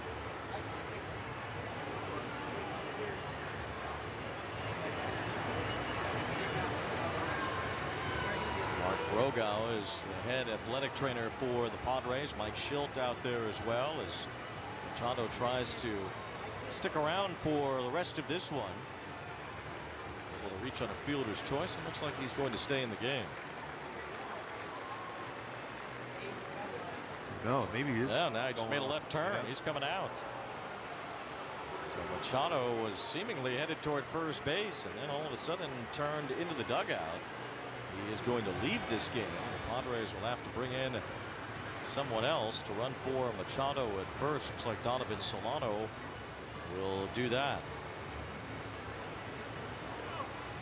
The way the Padres have been struggling offensively, not that Machado has done a whole lot lately, but his presence is important in their lineup. If Machado has to miss some time, that could be big trouble for the Padres. Solano takes over at first as Jake Cronenworth bats. Especially how well he swung the bat against the Angels too in his career. He hit a home run last year against Jose Soriano and set the all-time home run record at Petco Park, breaking Adrian Gonzalez's former mark. Bouncing ball. Paris has to move to his left to get it. The force out acquired at second base as Solano is thrown out there. Cronenworth reaches first. Putting a lot of hard work in there for Kyrie Paris. That's a great play to be able to get that lead runner at second. You keep that force out in play. He set his feet perfectly to make the throw to second. Gets around the baseball, turns his body the right direction, and it makes a good solid throw to Netto. You're not going to get two. You get that lead runner. 2 outs, another ground ball out for Soriano. He's had 9 of them, along with 1 strikeout as Jurickson Profar bats here. And we're just a little bit low. Profar bounced out to Netto his first time. I mean, that's one of those plays that Ryan Goins is going to be real happy with Paris. What he did on that, the way he set his feet perfectly to make that throw to second. I don't think there's just any question that this team has gotten moving from a defensive standpoint from where they were at the beginning of spring training, even at the beginning of the regular season, to where they are now. It is a noticeable bump in the defensive effort and the clean baseball that this team has started to play. And Ryan Goins, certainly a big part of that, is the infield coach. And of course, it all comes from the direction of Ron Washington as the manager. Really, his #1 goal was to make this team better defensively. That's so funny. He's out there early every day. He's waiting for any infielder to come around. You ready? Oh yeah, here I go. He's just waiting for his next guy to go out and work with him. 2 balls, 2 strikes on Profar, but you know, the number of clean games we've seen from the team has certainly gone up lately. You know, fewer mistakes, better decisions. It's been in the infield and the outfield where we have seen this all come to fruition for the ball club here in the last couple of weeks, especially. 3-2 now on Profar, so the runner at first will get a head start. It's one of those nasty splitters.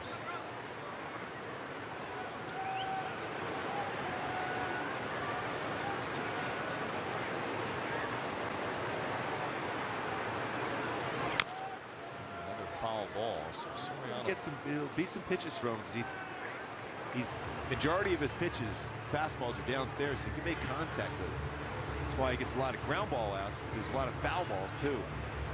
It's 61% sinker usage and 21% four-seamer tonight. He hasn't thrown as many of his secondary pitches, but when you have guys you're facing hit a lot of ground balls and the team that hits a lot of singles, you got to go with that fastball. There's a one-hopper to first, another ground ball out. Jose Soriano gets through the 4th inning as the Angels maintain a 3-0 lead.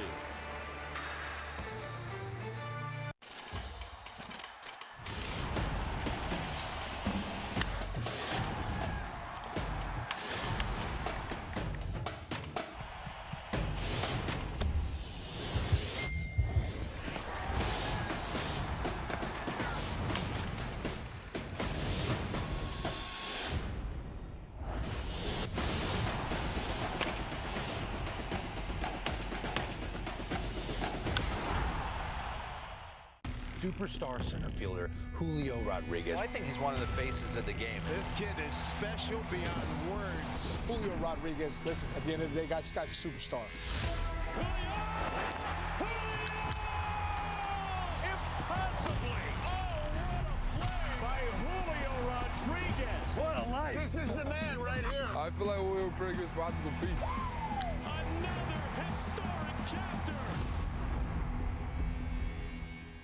Weekdays on MLB Network, it's the baseball show for the thinking fan. Join Brian Kenny and his daily panel of experts for a more analytical look at the game. Think baseball with MLB Now. Weekdays only on MLB Network.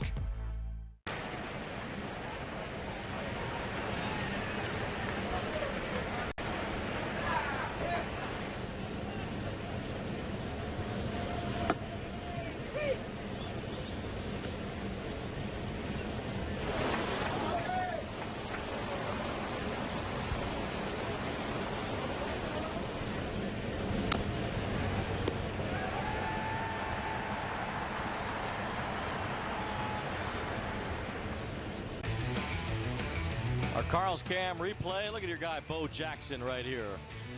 That throw was unreal. I remember being in the dugout. I saw the base hit go that way, especially with Harold Reynolds running. I started walking towards the clubhouse and just gave just a courtesy look back, and I saw the throw come flying all the way in to Bob Boone, who applied the tag. Yes, Bo Jackson. What a throw. It was really one of the many epic moments that Bo Jackson had as his baseball career. Donovan Solano was a pinch runner for Manny Machado after Machado left the game with an apparent injury, so Solano now at third base. Willie Calhoun leading off here in the bottom of the 4th against Dylan Cease. Still remember Steve Farr was on the mound who gave up that double. He was walking off the field himself, and Bo Jackson made that throw, and next thing you know, he ends up go from a loss to end up getting a win. Bo Jackson going into the Royals Hall of Fame at the end of June. Willie Calhoun scattering one of the broadcast booths down on the other side. I think it was the Padres Spanish radio booth that had to fight for its life. 2 balls, 2 strikes on Calhoun. Got in quickly into the booth. Yeah, we'll hit him over there. Exactly.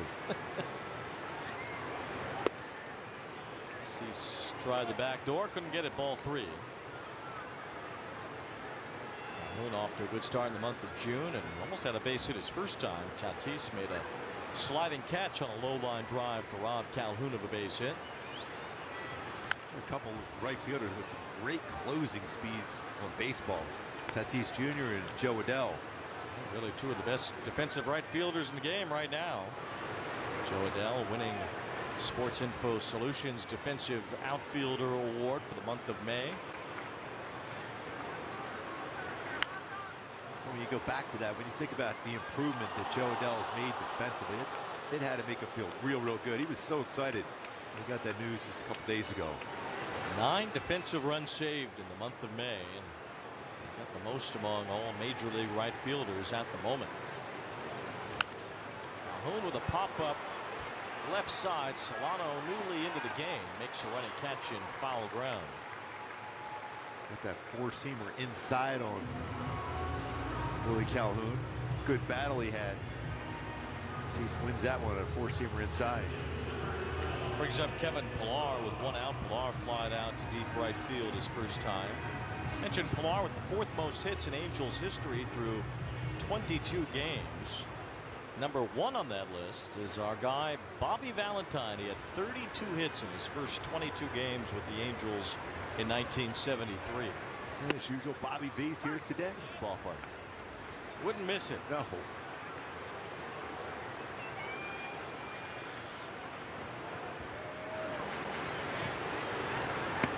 It is a baseball. Bobby Valentine taken back, drafted in the late 1960s. In Japan for a bunch of major league teams. Pillar hooks down the field line. 1 ball, 2 strikes. Battles against Bobby Valentine's Rangers. Oh, quite a few. Quite a few. They even had a bench clearing brawl or 2. Did you throw Bobby around? No. I had too much respect. 2 balls, 2 strikes on Pillar. Dylan Cease kind of has the Bobby V. And he's trying to hide in the dugout with the mustache in disguise. For the Metropolitans. Yeah, that's Dylan Cease's normal look. Bobby V in disguise look.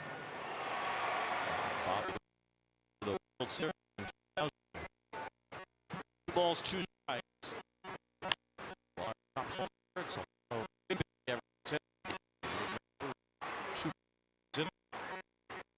His first base. Now over a third base here tonight. Usually his position. Here's Logan O'Hoppe had a base hit his first time up. He scored on Zack Netto's home run. 3rd time this year that the Angels have had players 23 or younger hit home runs in the same game. Netto and Sandoval doing that for the 3rd time this year. Of course, it was 22, 23, 24, and 25 in that game in Houston. That's still amazing. First time in MLB history that happened. Hoppe was involved with that, so was Joe Adell. The Angels are one of just 2 teams to have had a game this year where players 23 or younger hit home runs. 2 balls and a strike. The Washington Nationals, another young team. They've had a couple of instances where multiple players aged 23 or younger have homered in the same game.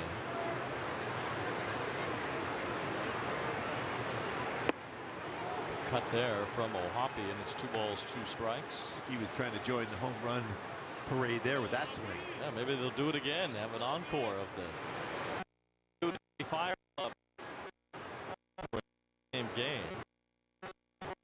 Netto and Sandoval tonight.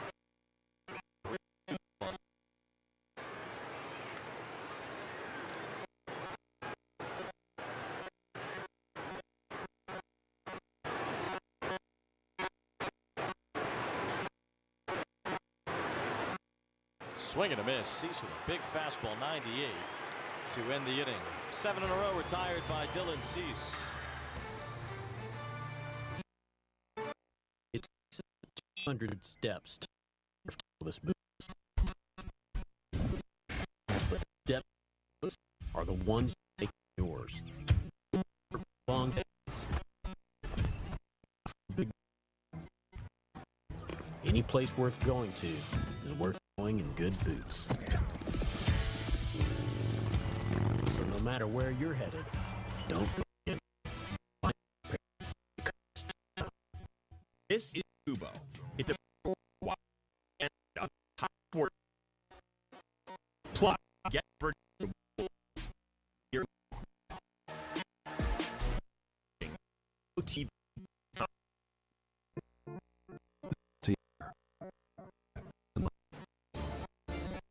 Reflections of who you were, who you are, and who you're becoming. Luxury meets performance. Peter Millar. So that's how they're so productive. They use Fiverr. Look how quickly they find freelancers. So simple.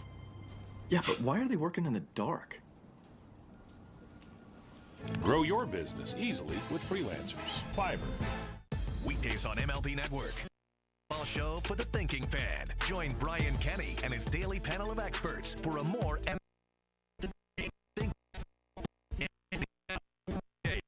on MLB Network.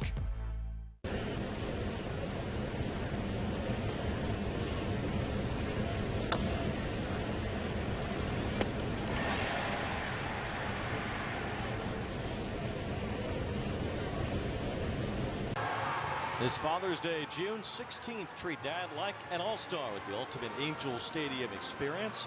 Enjoy hitting in the stadium batting cages, take a behind-the-scenes stadium tour, play catch in the outfield, and more. Visit angels.com/dadsday to get your tickets today. A lot of fun for dads and family. Okay, it says treat Dad like an all-star. What if, in your case, you were an all-star? They have no choice. Well, I did bring my dad to the one All-Star game in Cincinnati. That was fun. The old stadium in Cincinnati. Yeah, Riverfront. Yes. By the way, that was fairly toasty that day. I bet. Wow. Would have been 1988? Yes. Who told you that you were an all-star? How did you find out? I'm trying to remember that one now. I know that Tom Kelly was the manager. So yeah. I think the American League office called, notified us. President of the league? Yeah. George Brett made it. Kurt Stillwell made that. And the following year was some left fielder made that team. A guy named Bo Jackson. Yeah, he said hello. I remember it well. Here's Zack Netto charging a ground ball and throwing out David Peralta. Bo Jackson homered off Rick Rushell in the 1989 All-Star game right here at Angel Stadium. No, a lot of people forget that Wade Boggs homered right after that too. Nobody cares about that one. Just Wade does. Yes, I'm sure he did. And I'm sure Rick Rushell did. What is that about? Giving up a couple of them in the All-Star game. In front of Vince Scully and Ronald Reagan and everybody. Yeah. Down in the bullpen, I heard that swing by Bo Jackson, how loud it was, and just the oohs and the ahs, and how far that went in the batter's eye. It wasn't your first rodeo hearing that. Oh. I remember sitting next to Nolan Ryan, and we were just talking about it. I said, this might be a pretty good matchup. Russell's a sinker ball pitcher, and Bo Jackson likes pitches down. Before he even got that out of my mouth, it was like down and way out. A ball, one strike on Jackson Merrill. It's 1-2. Logan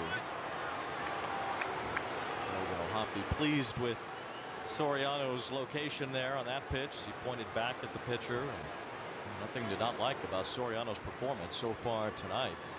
He's gotten into the fifth inning with a lot of ground ball outs and only 3 hits allowed. By the way, that was a 95-mile-an-hour splitter the one before. 2 balls, 2 strikes. Soriano can bring the heat. There's another ground ball. Zack Netto to first for the second out of the inning. And this is starting to get ridiculous how many ground ball outs we've seen.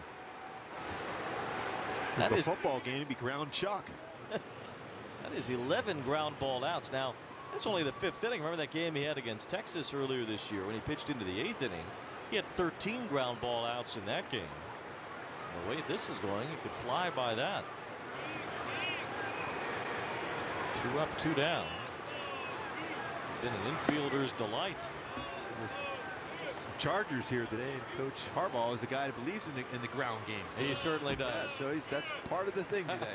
Ground balls and running the base and running the football on the ground. Kim with a fly ball He thrown the conversation. A shock to Taylor Ward, who had to look into his glove to make sure he knew what was happening. 1, 2, 3 for Soriano in the 5th. With everything you have on your plate, earning your degree online seems impossible. But at Grand Canyon University, we specialize in helping you fit a master's degree in education into your busy day. Your graduation team, led by your own GCU counselor, provides you with the personal support you need to succeed. Achieve your goals with a plan and team behind you. Find your purpose at Grand Canyon University. Visit gcu.edu. This is The History of Glasses by Warby Parker. A theory of optics emerges in Egypt. Then for a while, not much happens. With glasses, at least. A millennium later, the first pair is made near the Leaning Tower of Pisa. It had just started leaning. Glasses exist now. People can see, but they're more expensive than they need to be. So we start Warby Parker. We cut out the middleman to design higher quality eyewear for an actually fair price. Shop it at home, in stores, even virtually. It's the 21st century, not medieval Italy. That's the history of glasses and the future. Come see at warbyparker.com. Ooh, that's a lovely view. What are you two looking at? Tip pick. What did you say? Tip pick. Tickets to the show with no hidden fees. Finished my chores. Ready for my allowance. Greenlight is way better than how I got paid for chores. Mowing all those lawns really paid off. That was not radical. Bring your family into the financial future.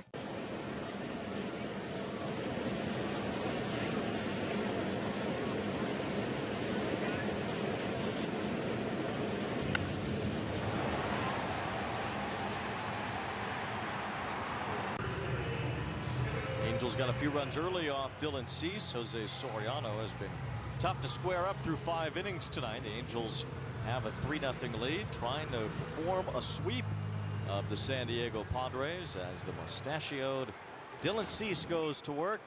And there's Bobby V in disguise. Those are very similar mustaches. I mean, they are exactly the same.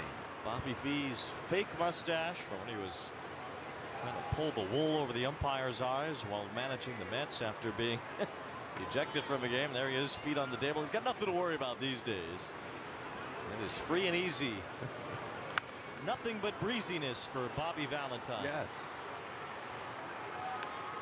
Dylan Cease with his mustache, and a real one. And no one noticed Bobby in the dugout like that. No, I mean, that was great work. Just every television station and newspaper across America. That's it. There's strike 3 to Adele as Cease gets out the acrylics and paints the outside corner. 1 out. Here is Zack Netto hit a 2-run homer his last time. Our Coors Light beating the pressure as Netto started to beat the baseball. He's starting to put it together, especially in those big moments too. And his 2nd and 3rd career go-ahead RBIs in the 7th inning or later with his 2-run double yesterday. He's got his batting average over 250 now. Yeah, it's Big Papa. Yeah. This is it. Dad said he had to at least hit 250 to beat Big Papa, so it's official. Netto whiffs on that good slider from Cease. Netto hitting 251 after that home run in his first at bat tonight. Now with 7 homers on the year, 13 doubles as well. So the extra base hits have been coming for Zack Netto. That's that tight, hard slider from Cease. His 13 doubles lead the team. So 8 stolen bases. Tied with Adele for 2nd team in stolen bases. And a constantly improving defender at shortstop. 2 balls, 2 strikes on Netto here.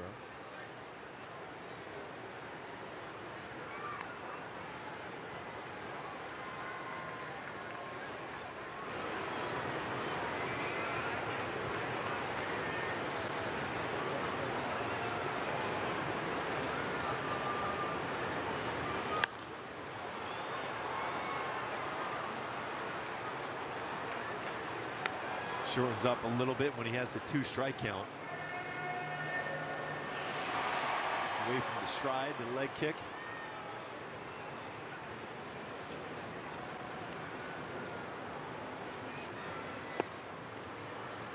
99 from Cease, but missing, and it's a full count. 3 balls, 2 strikes. Boy, both these pitchers have incredible arms weight. Both can rush it up there, upper 90s with incredible secondary pitches. It's been a treat watching these guys perform tonight. Cease, though, has given up a couple of homers.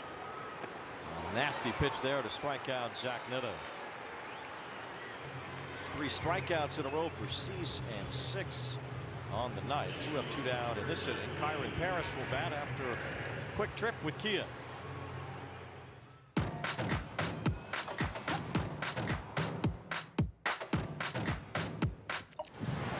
Paris struck out his first time. Cease leads the majors in strikeouts going all the way back to 2021, which was his breakout year in the major leagues. Struck out 226 that year, winning 13 games for a White Sox team that won the division that year. Hard to believe where that team is now, as they have lost 12 in a row, falling to 15 and 46 on the year. Playing the Cubs tonight, they're tied in the 9th inning at Wrigley Field. They had an early lead in that game, just like they had last night. It's like they have most nights. They have blown so many games where they have had a lead. More than half of their losses they've had a lead in. That's why you're hearing names of Robert and Crochet potentially being traded. Those are some big names with a lot of talent. As Paris fouls one off. 1 ball, 2 strikes. That was it catches interference. It sounded like it, and it is catcher's interference. Camposano seems surprised as Paris makes his way toward first.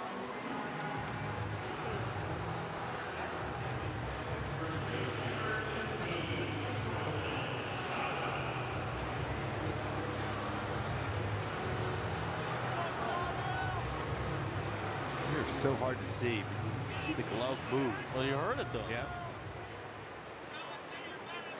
That's really where it's the sound that it made more than anything. It's probably what got the attention of C.B. Buckner. So Paris reaches on catcher's interference, which is ultimately an error on the catcher. Now Paris is running. Pitch a strike, throw to second, a good one. It's not in time. Paris outruns the baseball for a steal. I'm going to say, you get a free chance to get on base there in that catcher's interference. You got to be going right away, and he does. Picks up his first stolen base of the year. Good jump, and how fast he is. Just glides in there and keeps that back foot on the base. Now base hit could bring him home. He had 3 stolen bases last year in his brief big league time, but he has tremendous speed. Yeah, he didn't keep that tag all the way through because originally he got the hand in there. There was a little separation, but didn't get the back foot on the base. Sandoval slaps one foul. 1 ball, 2 strikes. Paris had 44 steals in the minors last year. And already had 8 stolen bases in the minor leagues this year, despite not really getting on base very often. By the way, Eric, did you make that play on that one there? That was pretty close to her spot. That line drive by Soriano.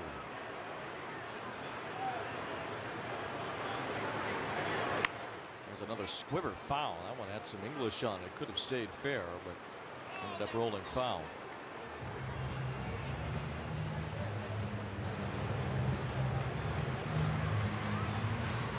Gooby, no chance. But we're all good down here. Yeah, we're awake, definitely. That was pretty close, though, wasn't it? Yeah. Taking a deep breath.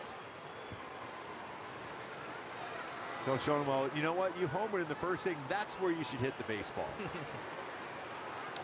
1 ball, 2 strikes. Soriano did take Cease deep earlier. Now man in scoring position as he bounces one back toward the mound. Cease fielding his position, gets it to first for the out.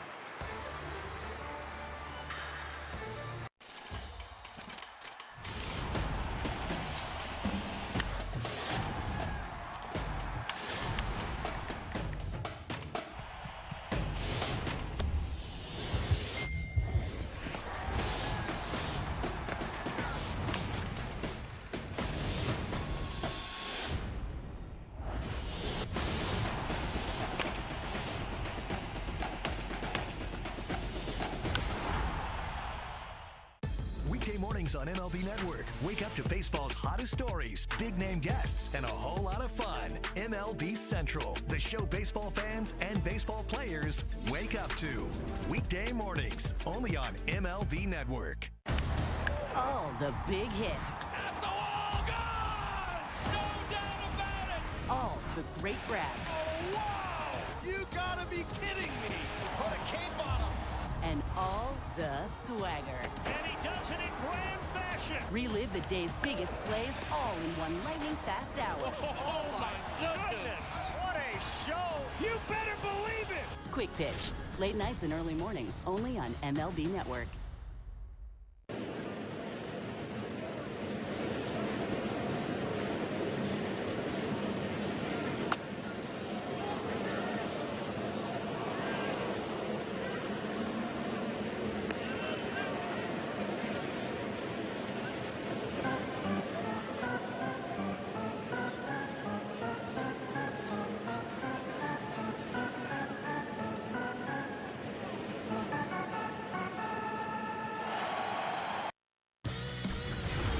T-Mobile coverage cam. Well, the Angels infield has had Jose Soriano covered tonight. A lot of ground balls, 11 outs via ground ball, including a double play. He's running that fastball in on the righties, away to the lefties, soft contacts, solid extra action in the infield all day long. When you got Soriano on the mound, you know you're going to have action if you're an infielder. There's been plenty of it tonight with 11 ground ball outs. Luis Campusano struck out his first time, the only strikeout for Soriano, who has relied on his sinker very heavily tonight, even throwing his four-seam fastball more. He's trying to get a lot of ground ball outs from this Padres team that gets the ball on the ground a lot. They rely on singles for a lot of their offense.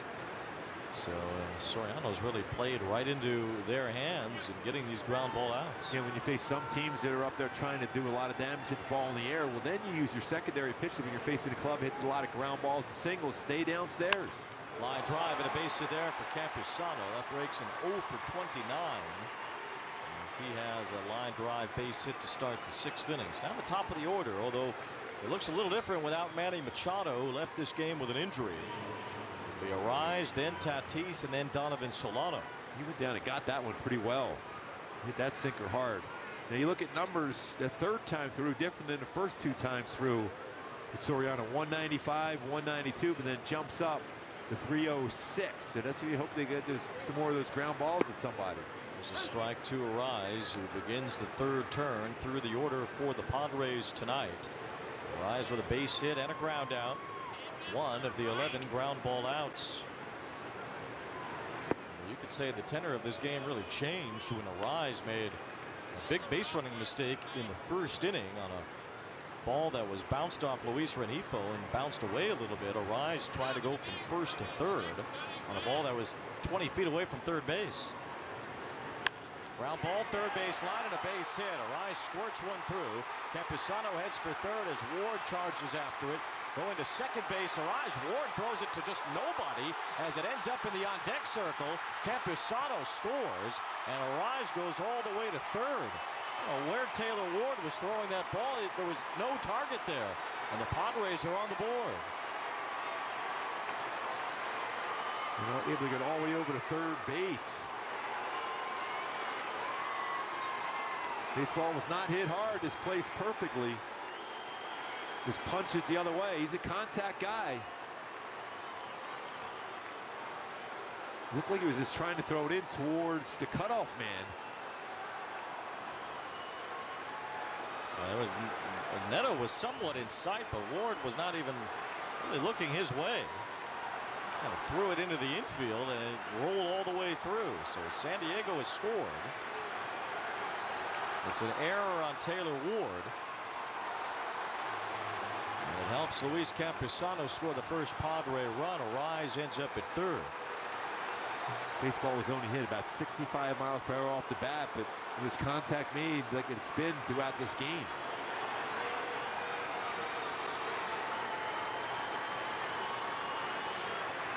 Tatis lines one toward right. Adele got a good jump coming in, and he can't make the play. Arise scores. Tatis gets an RBI, and now it's a 3-2 game. Still nobody out. I think he had a good read off the bat, too, to be able to run that one down. Off the glove.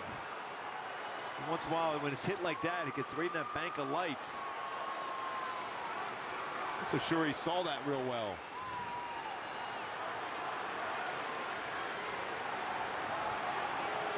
Jose Soriano encountering some trouble here in the 6th. It started on a base hit by Luis Campusano, then a double from Luis Arise, just poking it inside the third baseline.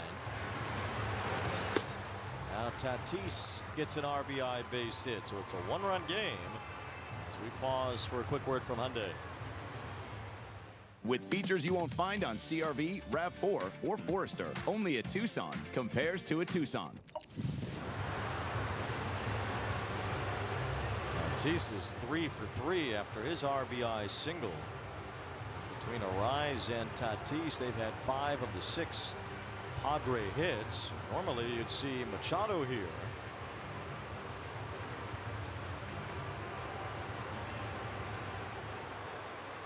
It's Donovan Solano after Machado had to leave the game with an injury.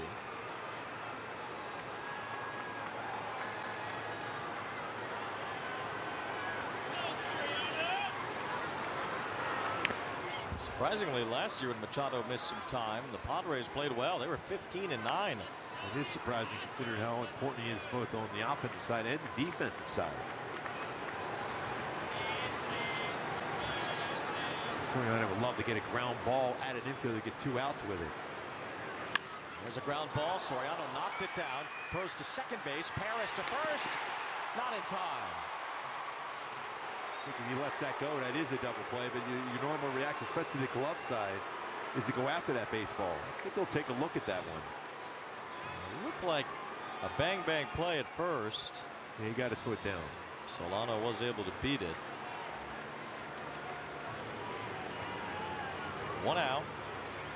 Solano now at first base. The batter is Cronenworth. These Padres hit into a lot of double plays, 59 of them so far this year. Cronenworth himself has hit into 9. Still a chance to do that to get out of the inning. And there's a strike from Soriano. A little tighter here in the 6th. As far as the Angels bullpen is concerned, probably won't see Hunter Strickland tonight. He's pitched 3 straight days. We'll see Estevez either. He's pitched in 2 straight. I think we got Simber warming up. You can see Ben Joyce. He's available down there in the Angels bullpen tonight. There's Estevez, who's had saves each of the last 2 nights.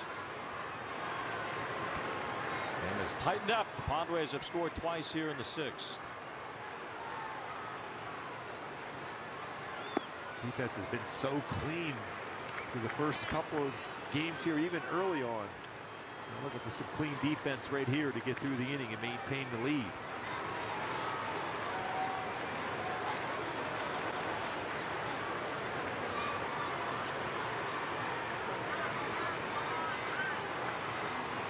There's a bunt back toward the mound. Soriano will be directed to throw to first, and he retires Cronenworth. See if he gets a sacrifice for that. He was trying to bunt for a base hit, but pushes Solano up to second base with 2 down. Still, that's a tough one to give a sacrifice, especially with 1 out. It's clearly bunting for a hit. Not a great bunt either. Right back to the mound. So Cronenworth is retired. Another ground ball out for Soriano. Makes 13 for the night, tying his season high. And there's a strike. Extended on the outside corner. That's a reaction by Profar on that one. Profar's been pretty good for the Padres this year. There's a few hits in this series, at 2 on Monday. That's the right decision. Go right back out there. Yeah, might as well. Jose Soriano trying to maintain the lead here. He's allowed a couple of runs in the 6th inning. Campusano with a base hit, a rise double. Taylor Ward's error brought home the first run. Single from Tatis scored a rise. They did give runner worth the sacrifice.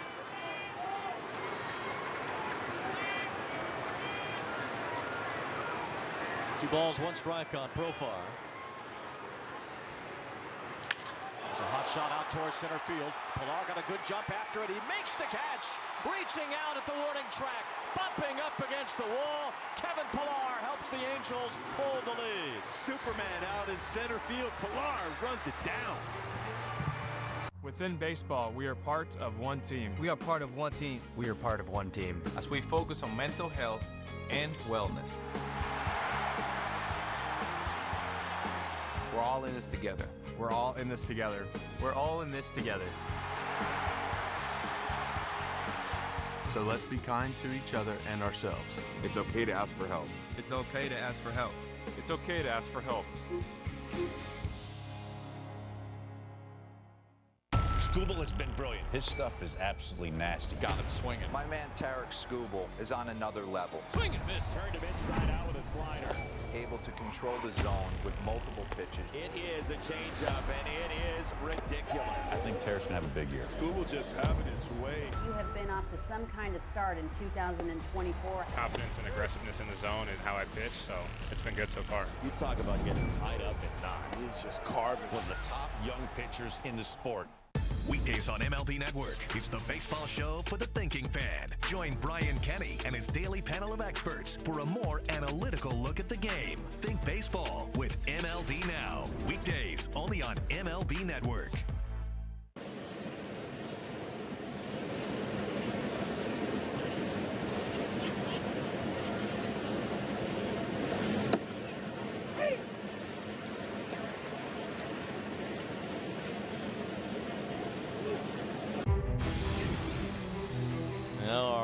Top-tier play focuses on some stellar starting pitching throughout this series from the Angels. Tyler Anderson on Monday night was as good as he's been, giving up 1 run in 6 2/3 innings. Last night, Patrick Sandoval struck out 7, allowed 1 run.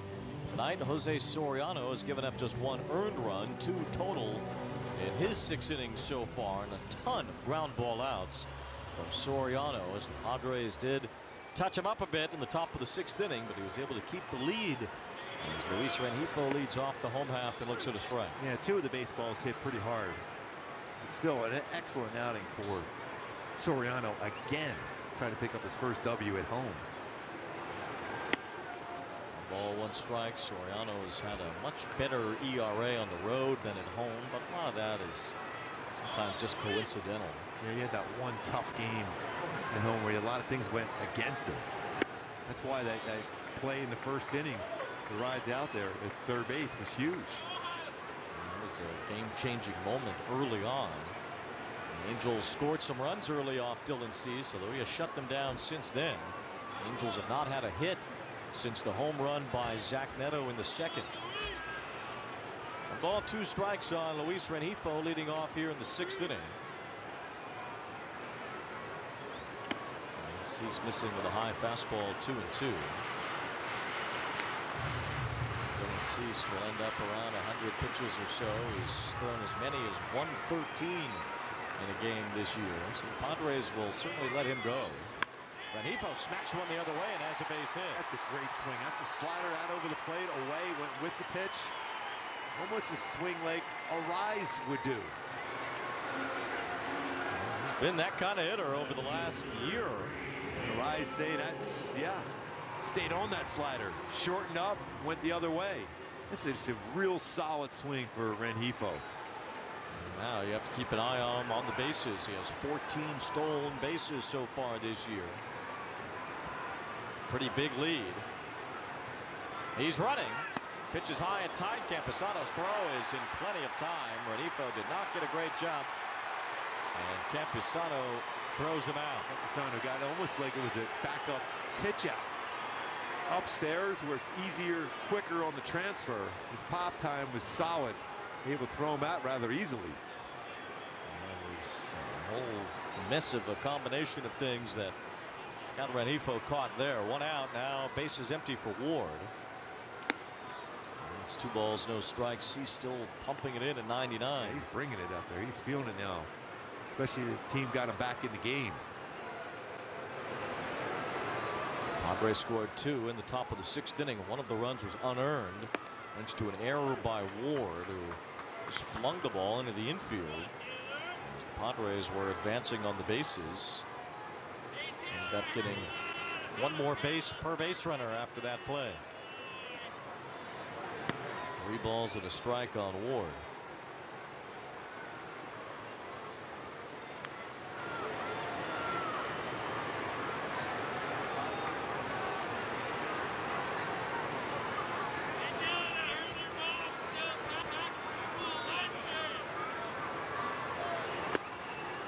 It's ball 4, so another base runner. First walk issued by Cease tonight. The batter will be Willie Calhoun. Generally around the plate. It wasn't always the case. He has been one of the wildest pitchers in baseball over the last few years, but he has really dialed down the walks this season. Ruben Niebla, the pitching coach for the Padres, heads to the mound. And we will find out all about the munchies at Jack in the Box. All these munchies are under $4 each. At Jack, every bite's a big deal. Welcome to Jack in the Box. It's looking good.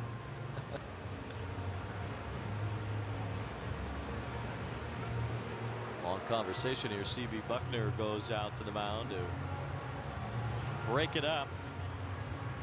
Dylan Cease has been awfully good tonight. The Angels touched him up early, a couple of home runs in the first 2 innings. He has settled in nicely. He's kept the Padres in this game. So they finally backed them with some offense in the top of this inning.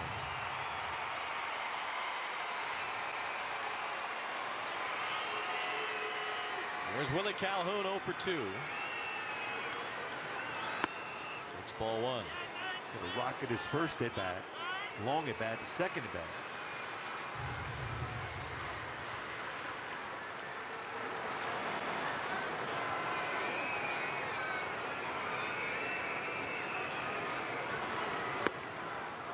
Good take there.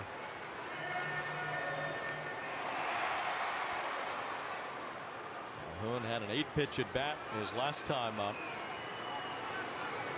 Longest plate appearance against Dylan Cease tonight, who is nearing 100 pitches now, although I don't think the Padres have their bullpen up yet.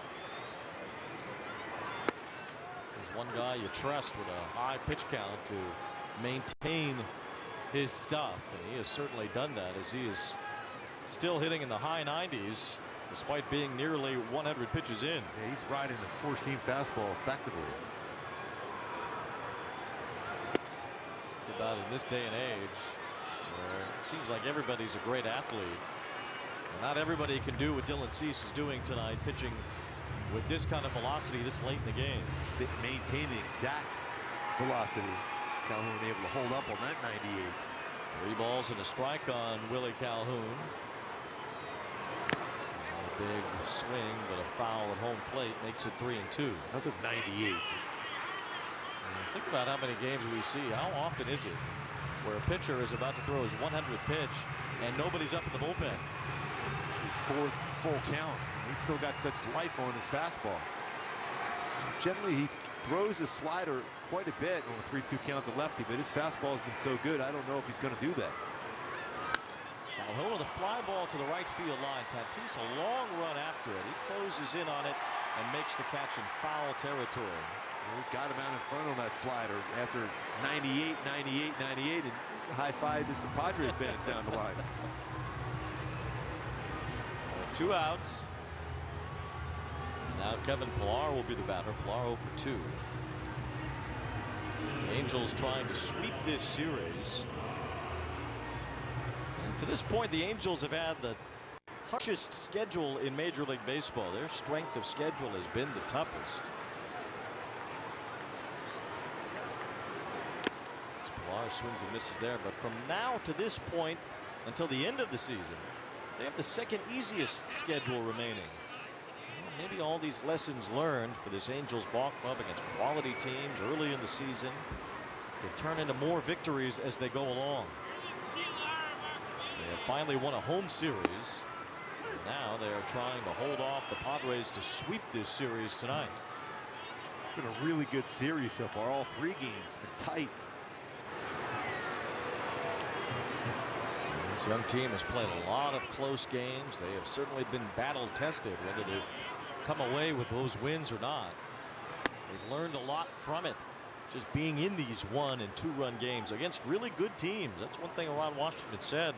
Well, yeah, they got beat by those good teams in a lot of those games, but they were close, and the Angels got to see what it takes to be one of those really good teams. There's a fly ball from Kevin Pillar. Another close game brewing here at Angel Stadium tonight as we head to the 7th. The Halos up by 1.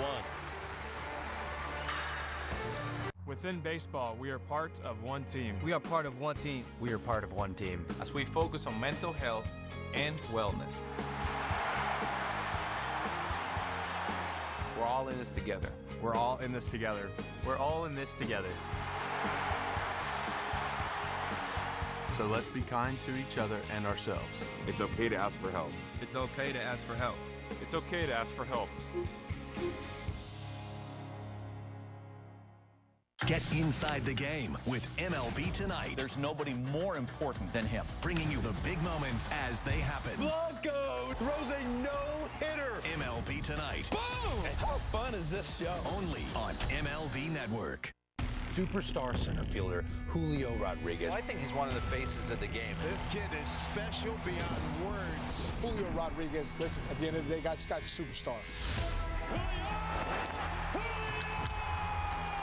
Impossibly! Oh, what a play by Julio Rodriguez! What a life! This is the man right here. I feel like we were pretty responsible feet.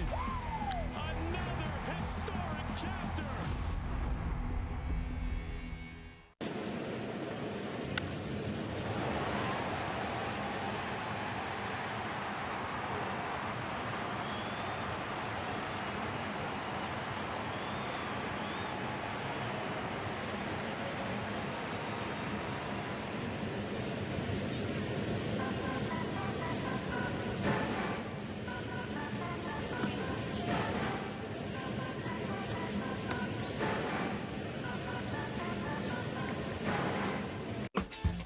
Time for a little way back Wednesday. If you'll join us to think about Dave Winfield, who was drafted by the Padres on this date in 1973. He was a first-round pick, 4th overall. Famously was drafted in every sport.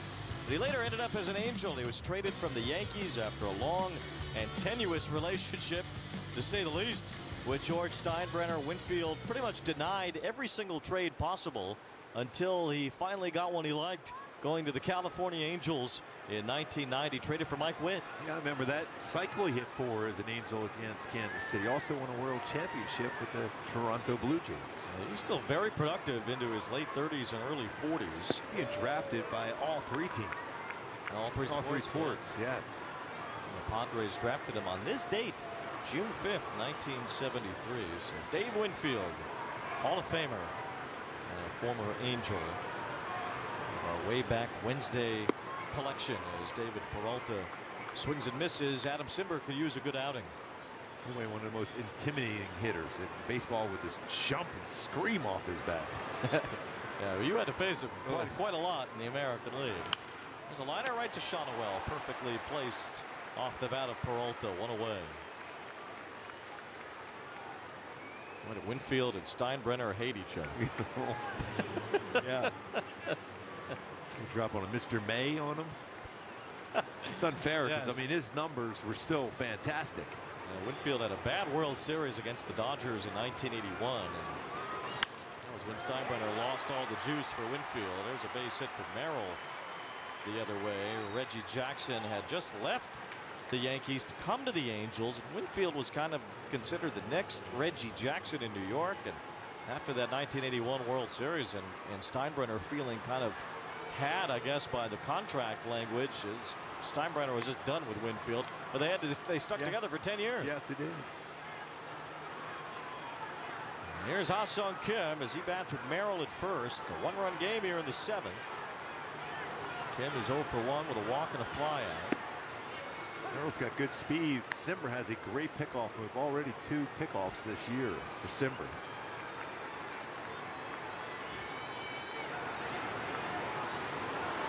Simber and the Angels bullpen trying to hold this lead down. Soriano in line for the win.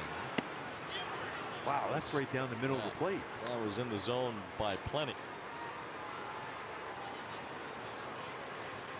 1 ball, 1 strike. Swing and a miss. Good pitch. Runs that sinker in, but here, even though he's set up in, that's all over the plate. That's not even on the edges. No, that's on the 3rd of the outer part of the plate. But Simber will have to work harder here against Ha-Sung Kim. 1 ball, 2 strikes. Merrill at first. Now 2-2. Jackson Merrill, the rookie center fielder. It's somewhat of a quiet series, but a base hit. Now he's the tying run at first. He has 7 stolen bases on the year. It's a roller to the right side. Paris able to get to it. Spinning throw towards second. Unable to get the out as Netto wasn't quite in position anyway. Paris might have had a better chance at first, but Kim gets an infield hit. And the Padres have runners on first and second.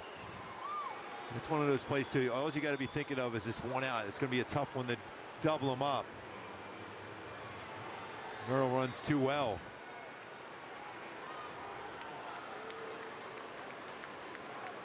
That's pretty good speed on the bases now. Luis Campusano, the batter. They didn't give Kim a hit. They called it a fielder's choice. There's a strike as Simber rolls up one of those frisbee sliders. The guy you really would love to get a double play. You want to keep Arise on deck for next inning. I certainly do. Swing and a miss by Campusano, and it's 0-2. There's nobody else up yet in the Angels bullpen. Looks like Joyce just started throwing.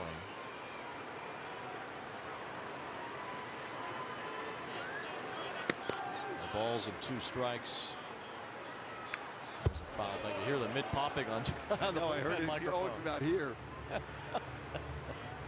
Got away with that one. There's Ben Joyce getting ready to let loose. Whew. You can hear that a few miles away. Went nowhere near. Good job by Ohapi to dive for it. 1 ball, 2 strikes. After that pitch before, he just wanted to make sure he didn't miss in the middle of the plate. So an over adjustment on that delivery by Simber. See if he can get right back into being that ground ball guy he is and get one in an infielder.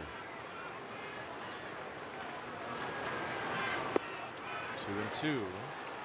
Simber has had some trouble with his control lately.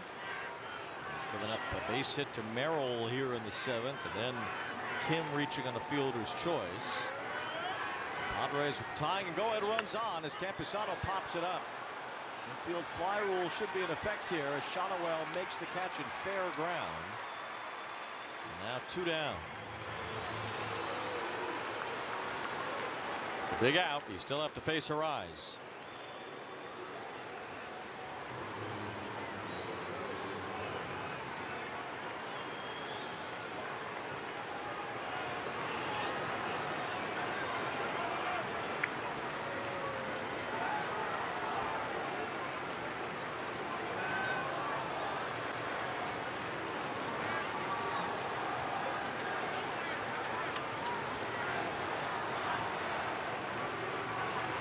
Strike 1, Luis Arise, the major's leading hitter. Batting .339. He has more hits than anyone else. 2 tonight. Double and a run scored his last time. Tying run at second. It's 1 ball, 1 strike on the dangerous Luis Arise. I just feel like you got to be ready on that side of the infield if you're Luis Rengifo. Tatis on deck, 3 for 3 tonight. He's had a good series. 1 ball, 1 strike. Arise lifts a pop-up left side. Netto moving over, taking control, calling, makes the catch.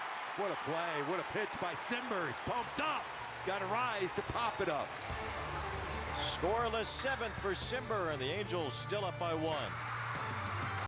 Weekday morning. mornings on MLB Network. Wake up to baseball's hottest stories, big-name guests, and a whole lot of fun. MLB Central, the show baseball fans and baseball players wake up to. Weekday mornings, only on MLB Network. Bryce Harper is special. He's got a flair for the dramatic. Bryce Harper, for me, is must-see TV. You can't take your eyes off him. We all love his feistiness. Every time it's a big moment, Bryce Harper comes through. That's what you always dream of, to put a city on your back and do that for your team. He did it again! It is Bethlehem at the bank! One of the coolest sports moments ever.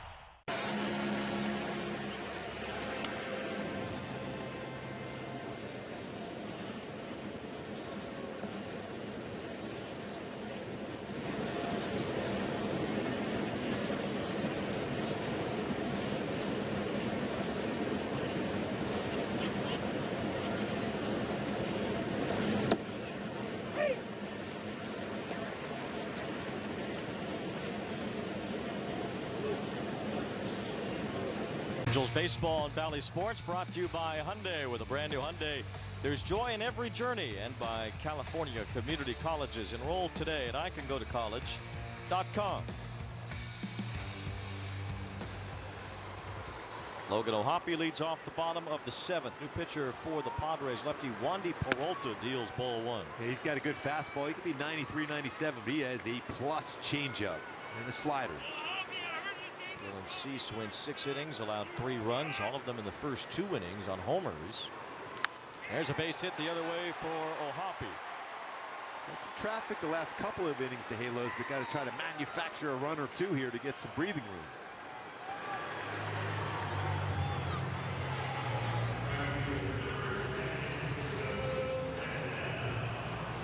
Two hits for O'Hoppe tonight. Angels had 4 hits off of Cease, who struck out 6. He's on the losing side of this one right now. 3-2 in the bottom of the 7th. Peralta, veteran, he's been around a bit. Seen him in the past on the Yankees, among other teams.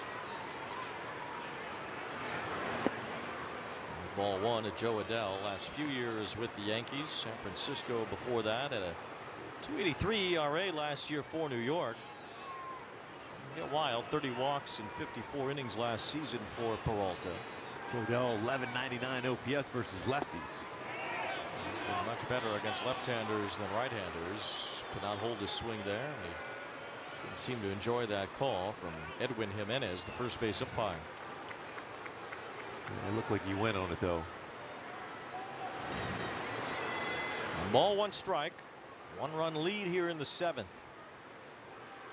got to be a point where you get into a game late and it's close, and for the Angels to say, we've done this so many times. I mean, it can't feel as pressure-filled as it has, considering how many of these games have been like this. It comes down to slowing the game down, both in the field, on the mound, and at the plate.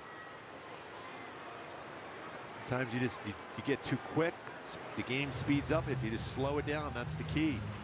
All 3 aspects when it's late like this to win these games. Well, the good teams do win these games, finding a way, and the Angels have done that over the last couple days, trying to be one of those good teams that figures it out. Peralta had O'Hoppe leaning, but Logan able to get back safely. It's usually the guys that don't run a whole lot where you get pickoffs, because he's just kind of leaning. Wasn't expecting to throw over there for Peralta. Almost got him. 1 ball and 2 strikes on Joe Adell. Foul off to the right. Pretty good swing on a fastball. He's going to see a changeup, I would imagine, next. Padres don't have a traditional bench coach, but Somebody ran off the top step and onto the phone to see if they had a review on that O'Hoppe pickoff attempt. It's 2-2 now. Another good crowd, 31,960 tonight. A well-attended series between the Angels and Padres.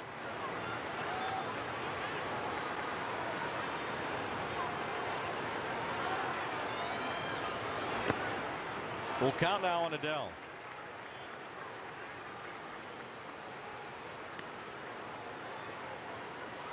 Zack Netto is on deck. 2-run homer tonight. The big 2-run double yesterday. They'll have a chance to do some damage here in the 7th inning tonight as the Angels try to extend their lead. Ground ball to third. Soriano gets it to second for 1, and that's a double play.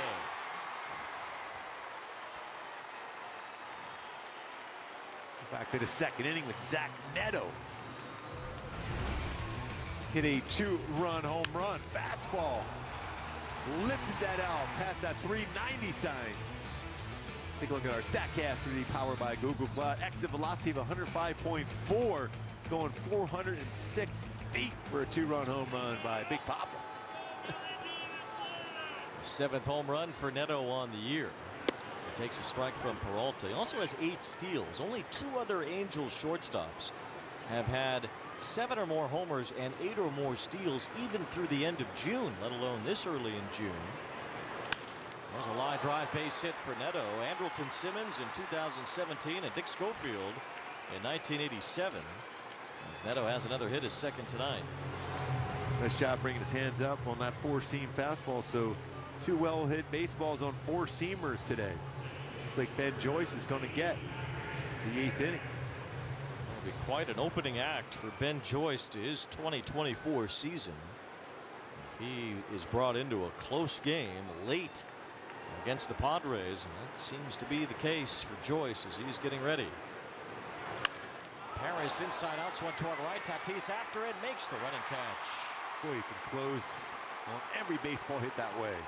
That was a good swing by Paris. And we'll see if Ben Joyce can hold the lead in the 8th. Within baseball, we are part of one team. We are part of one team. We are part of one team. As we focus on mental health and wellness. We're all in this together. We're all in this together. We're all in this together. So let's be kind to each other and ourselves. It's okay to ask for help. It's okay to ask for help. It's okay to ask for help. Weekday mornings on MLB Network. Wake up to baseball's hottest stories, big name guests, and a whole lot of fun. MLB Central, the show baseball fans and baseball players wake up to. Weekday mornings, only on MLB Network. This is what you've been waiting for, folks. This is Gunnar Henderson. American League Rookie of the Year. What a superstar rookie season he had. What can this guy do? One of the best all-around players. You better be really good at what you do if you're going to be called Gunnar. Out of here! Gunnar Henderson's season is in full effect. Gunnar Henderson's my shortstop. This dude, absolute animal. Show him who you are, kid. Show him who you are.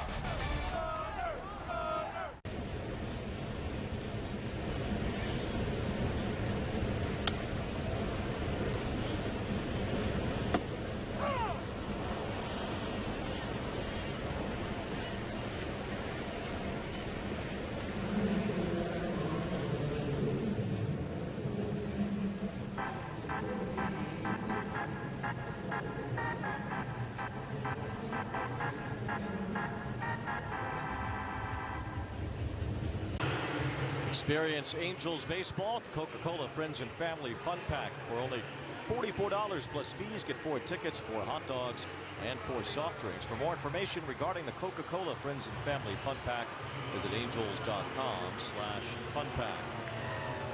Here's Ben Joyce in his first big league appearance this year. Angels were hoping he would start throwing more strikes in Double-A at Rocket City. Well, he did. He's earned his call-up, and now he's trying to maintain a 1-run lead in the 8th inning as Luis Guillorme enters the game to play second base. Facing the 2, 3, 4 batters in the lineup for the Padres. This is Right into the fire for Joyce, who brings some fire, and with 103 throws it to the backstop. The key is to staying within your mechanics. Don't overthrow. Not only his fastball's been great, so has his sliders. There's a 100-mile-an-hour fastball for a strike. Just eye-popping velocity from a pitcher who was known as the volunteer fireman when he was at the University of Tennessee with the Volunteers. And Tatis doesn't get intimidated by the big fastball. He lines it through for a base hit. Yeah, it was a fastball down. And that's the one thing they've been working on occasionally with that four-seam fastball upstairs. Better chance at a swing and miss on that one. Fernando Tatis now 4 for 4 tonight, as he has had 6 hits in his last 7 at bats. And now Donovan Solano will be the batter against Joyce. The tying run is on for the Padres here in the 8th. And there is a strike from Joyce with 102.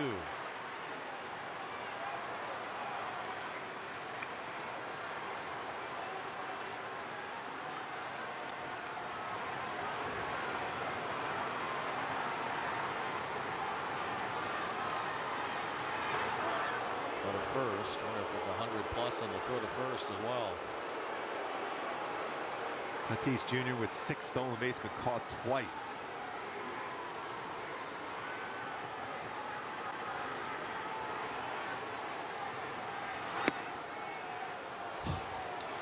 It's right there for a strike. Call the ball. That was a pretty good pitch from Ben Joyce. 103 miles an hour on the outside corner. Now 1 ball 1 strike on Solano. Swing and a miss.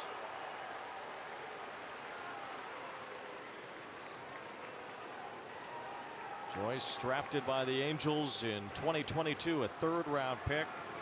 He's a social media darling with his big fastball. There's a slider that gets by O'Hoppe. It puts Tatis at second base. He makes a big turn and stops there. A wild pitch. Overthrew the slider. First one he has thrown, and he overthrew that one. Tough one to be able to get out over the outside corner like that to keep that in front. Now looking for that punch out. This Padres typically tough to strike out, and Solano especially. On 2-2. It's a foul off to the right. Solano late on the fastball. Boy, this is a tantalizing fastball that Ben Joyce has. 2 balls 2 strikes on Solano.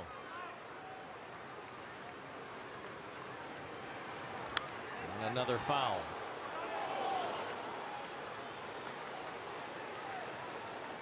A pretty good swing at that 101-mile-an-hour fastball.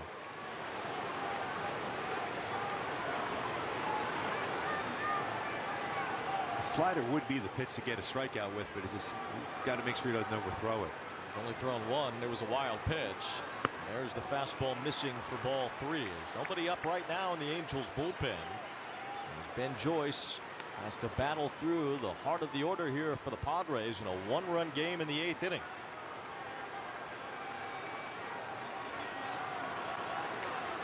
Three balls 2 strikes on Solano. Another foul. So tough to strike out. So good with 2 strikes. Now you have to be impressed by big league hitters, because they are seeing this guy throwing in the low 100s, and they are able to make contact, fight him off. Tatis had a base hit. You need a lot more than a big fastball. There's a breaking ball that's grounded to third. Rengifo looks back Tatis and throws out Solano. 1 away. Huge out. He did go to his slider, a good slider, and keeps him at second base. Tatis Jr. on that out to the left side of the infield. You know, it doesn't, with his fastball, it doesn't even need to be a great slider. No. It just needs to be off speed to get the hitters off balance a little bit. Separation from 102 to 86. That's a pretty good separation. I would say so. Now Ben Joyce will be joined on the mound by Logan O'Hoppe. Don't forget, stay tuned. Angels Live postgame is next, presented by OC Navigator. This is A little bit more than your typical showcase for someone who was called up to the big leagues for the first time. At least this season. We saw Joyce get into about a dozen games last year. He pitched in 10 big league innings. He missed some time. He had ulnar neuritis.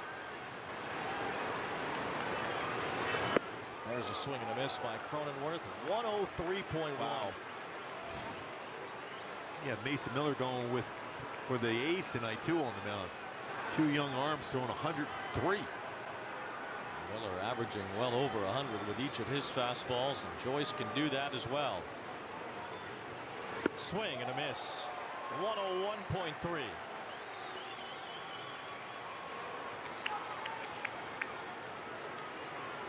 Cronenworth has not been able to catch up on the first 2. You have to go back, right? Yeah, you have to try that. But it has to be upstairs. Higher than the last one. Yeah. No balls, 2 strikes, 1 out. Tying run at second in a 1-run game. And a foul off to the left. Cronenworth caught up to that enough to foul it off. Yeah, he's just trying to in protect mode. He's allowing Joyce to provide the power. Padres have been the toughest team to strike out in the National League.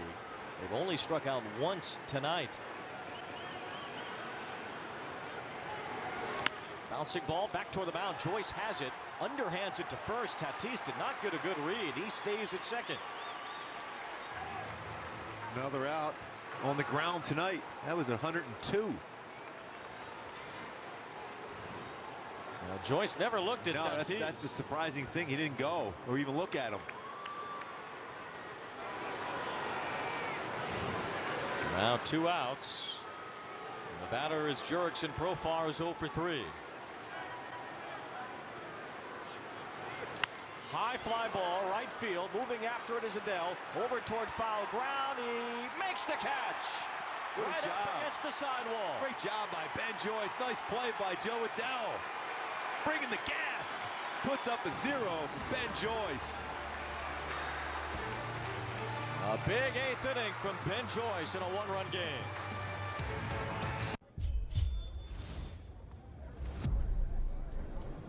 You think Atlanta's point guard is good for 20 tonight? No question. You hear he got name dropped on that new song? He feeling himself for sure. Ever since that track drop, he been on fire. The hook literally says his name 8 times in a row. He might go for 30. With that much hype, I'd lock it in. But that's just me. Pick more, pick less. It's that easy. Cash in on your sports fandom with Prize Picks. This is Fubo. It's a better way to watch ESPN and other top sports networks. Plus, get coverage of your local teams all year long.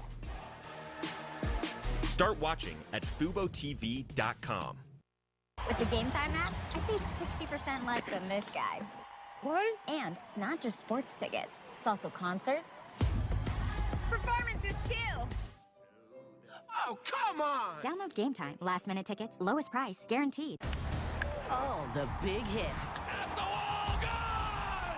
No doubt about it! All the great grabs. Oh, wow! You gotta be kidding me! Put a cape on him! And all the swagger. And he does it in... The day's biggest plays all in one lightning-fast hour. Oh, my goodness! What a show! You better believe it! Quick Pitch. Late nights and early mornings, only on MLB Network. Head to the Big A this Sunday, June 9th. Angels and Astros at 1 o'clock. The first 15,000 kids aged 3 to 17 will take home a Zack Netto Youth City Connect jersey, courtesy of angels.ocnavigator.org. Visit angels.com.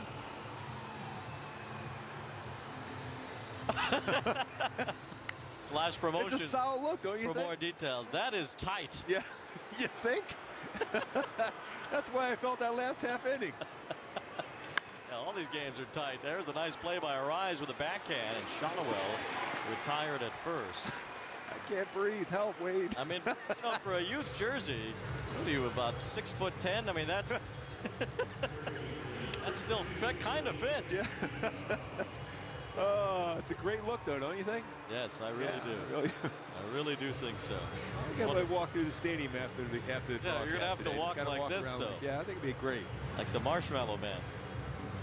Wandy Peralta is going to have to come out of this game as Gooby tries to breathe in between this commercial break.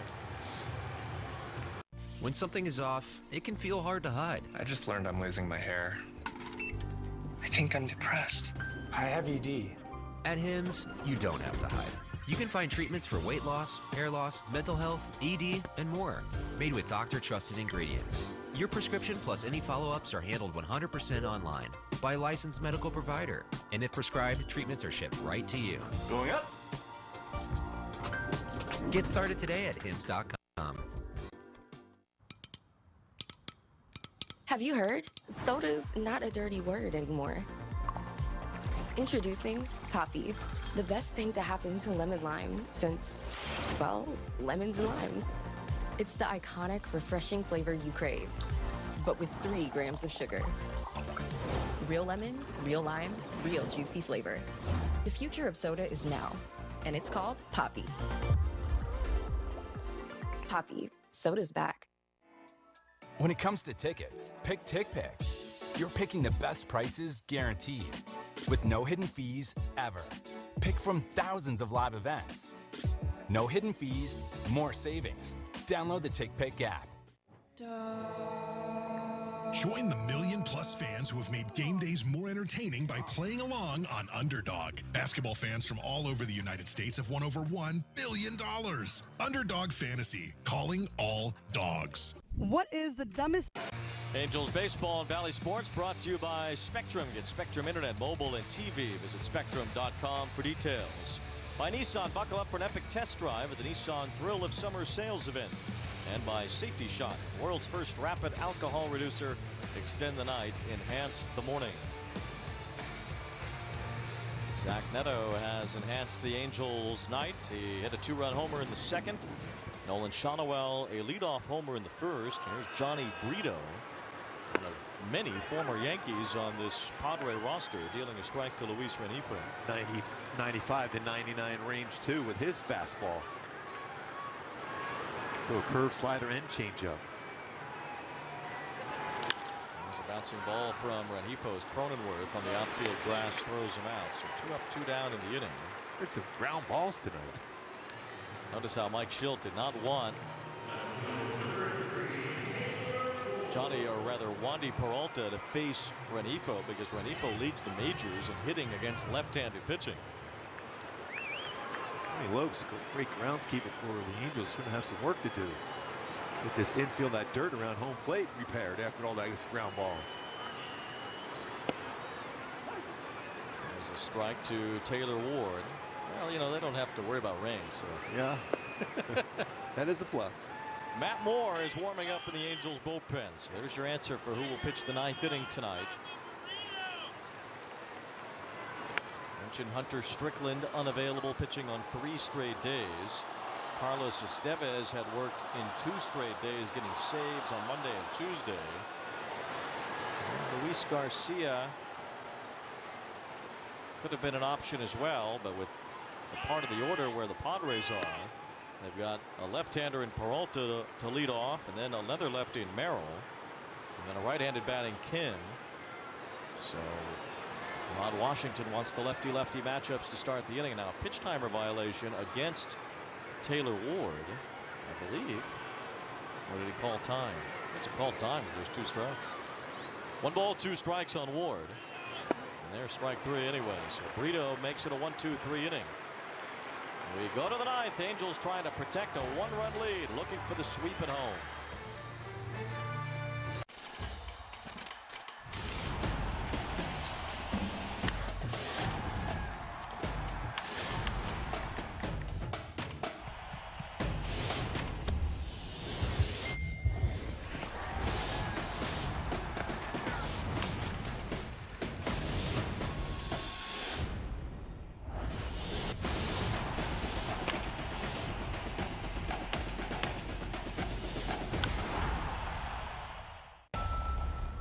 Bryce Harper is special.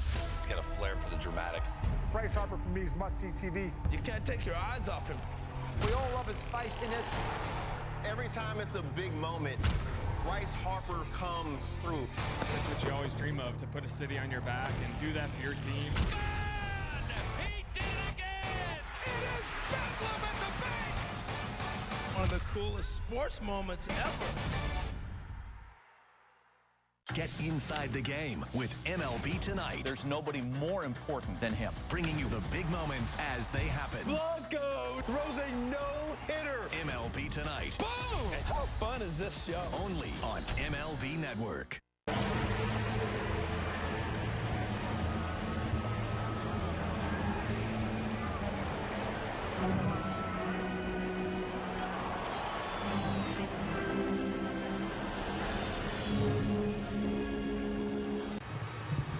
Honor the greatness of Mike Trout this Friday, June 7th. The Angels will face the Houston Astros, and the first 25,000 fans will receive a Mike Trout 11-time All-Star bobblehead, courtesy of angels.ocnavigator.org. Visit angels.com/promotions for more. Well, Matt Moore was a starting pitcher early on in his career. He's turned into a pretty good reliever, but he hasn't had many saves, just 5 in his career. They were all in 2022. When he pitched for the Rangers, so he's looking for his first save as an Angel here tonight. That's when he really had his knuckle curve working, and in the last few times out, the knuckle curve has come back for him. Jose Azocar will lead off the top of the 9th inning against Matt Moore. Azocar is batting for David Peralta. He swings and misses on a first pitch fastball.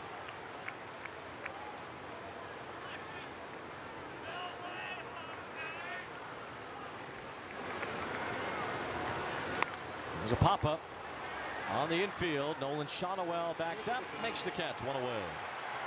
And going back to our Hyundai Key for the game today, the Battle of Evermore. It's been a battle all game long. Some solid pitching on both sides. Home runs started by Sandoval, and then a 2-run shot by Zack Netto. See if Matt Moore can pull this one off. Battle of Evermore, great game, great series against the Padres. San Diego has scored a total of 5 runs in 3 games. 1 Monday, 2 yesterday, and 2 so far tonight. Angels have a 1-run lead here in the 9th inning, looking for a sweep, all in close games. They won 4-2 yesterday, 2-1 on Monday, and they lead 3-2 tonight. Soriano's in line for the win over Dylan Cease. And still 2 more precious outs to get. Merrill fouls one back, and it's 1-2. It's when that time you want to see that nasty knuckle curve.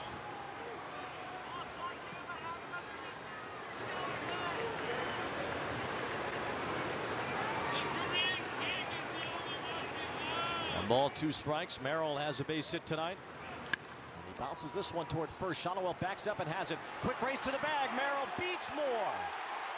It's an infield hit for Merrill.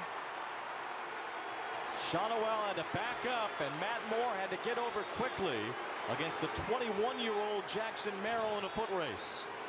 Part of it is, too, because as a left-hander, you're falling towards that third base side of the mound, and you had to quickly get over. He gets that foot in there, definitely beat it. Moore never touched the base. I don't know what the Angels are asking for here. Well, maybe Moore says he tagged him. He might have thought that he tagged him. Now he's got a better shot with the tag. Base. Did he tag him? You know what? He tagged him. He did tag him. He didn't get the foot on the base, but he tagged him. Question is, did Merrill get his foot down before the tag? I don't think so. If he tagged him, there's no way that he's not out on that. Well, what are the umpires huddling about? They're going to say he's out. Yeah, I think he tagged him there definitely before the foot got down. Not stepping on it, but that's a great play by Matt Moore. I can't believe the umpires overturned that without a replay review. They got together, which you can do that now. San Diego can get it reviewed. Yeah, Mike Schilt came right out of the dugout. He is in disbelief right now. CB Buckner. The field has been changed to out at first base. San Diego has challenged. Well, thank you very much for that explanation from Dan Iasonia, the crew chief and second base umpire. But Matt Moore reaching for the tag to get Merrill. That is an unbelievable play by Moore. And it definitely got him before he got his foot down. At least from that angle, it looks like he does. That's an unreal play That is a veteran heads-up play by Matt Moore. Well, you know, that old tale about the tortoise and the hare. The tortoise wins the race, not because he's faster, because he's smarter. Yes.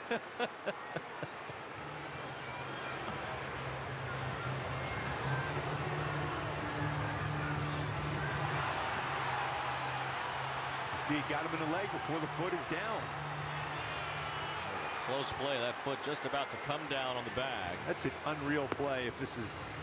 Well, remember, too, now the call on the field is out. That changes a lot, too. After review, the call on the field is confirmed. The runner is out. San Diego loses their That's job. a great job by the umpires getting together on that one, too. You hardly ever see a call reversed on the field by the umpires in that manner, especially on a play at the base like that. And the umpires did that right. The replay review confirmed as such. Now 2 outs.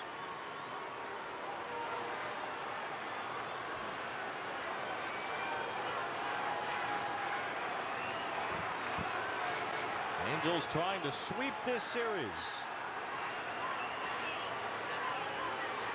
Ah-Sung Kim pops it up on the infield. Zack Netto is there.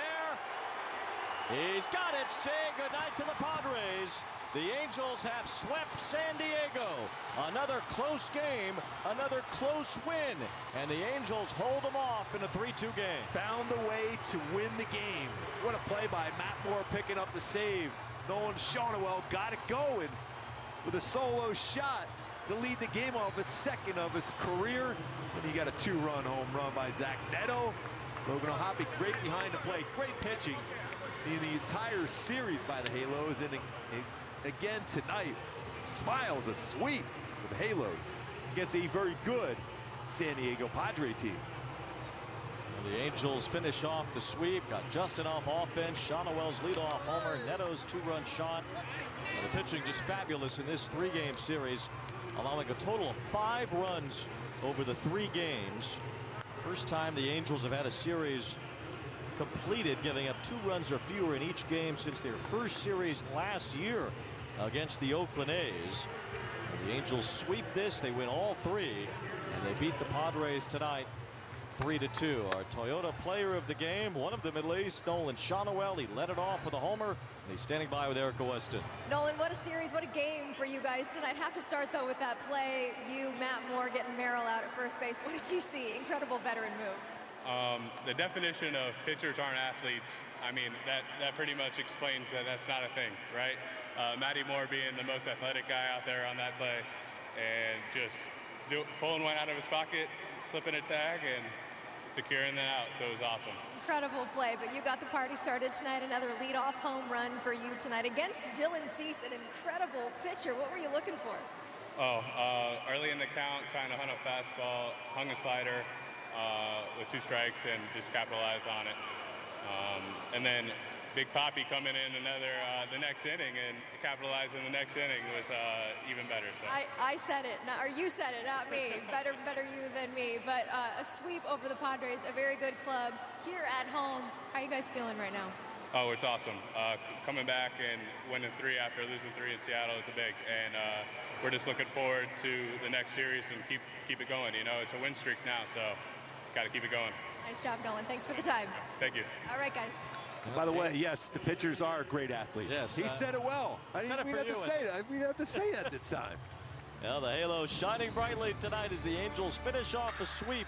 They beat the Padres 3-2 here at Angel Stadium. We'll be back to wrap it up in just a moment.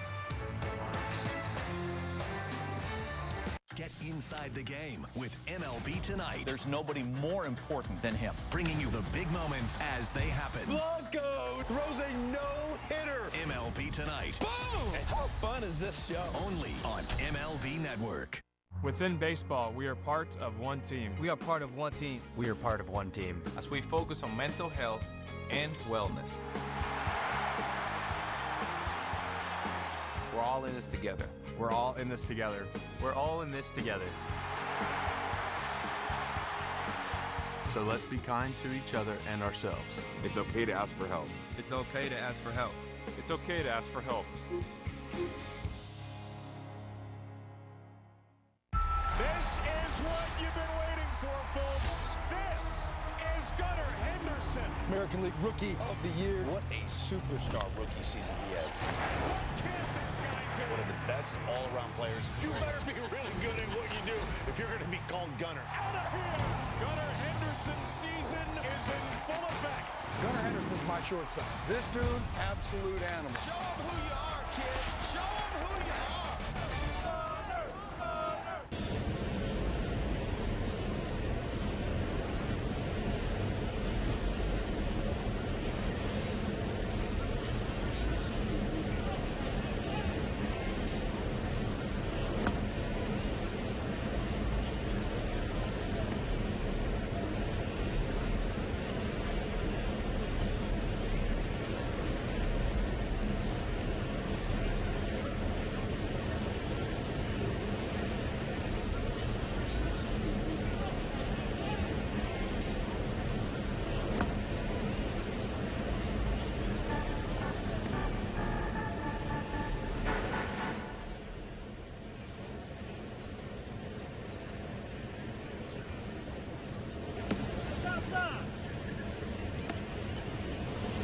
Angels complete the sweep of the Padres. 3-2 the final score tonight.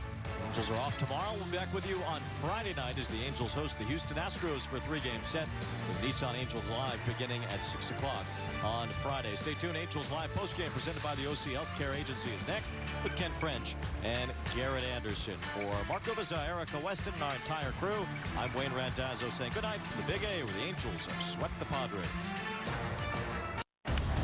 All the big hits. At the wall, gone! No doubt about it! All the great grabs. Oh, wow! You gotta be kidding me! Put a cape on him! And all the swagger. And he does it in grand fashion! Relive the day's biggest plays all in one lightning fast hour. Oh, my goodness! What a show! You better believe it! Quick Pitch. Late nights and early mornings only on MLB Network. Within baseball, we are part of one team. We are part of one team. We are part of one team. As we focus on mental health and wellness. We're all in this together. We're all in this together. We're all in this together. So let's be kind to each other and ourselves. It's okay to ask for help. It's okay to ask for help. It's okay to ask for help.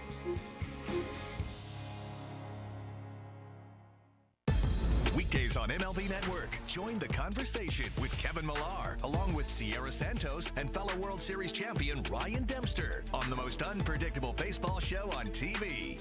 Intentional Talk. Weekdays only on MLB Network.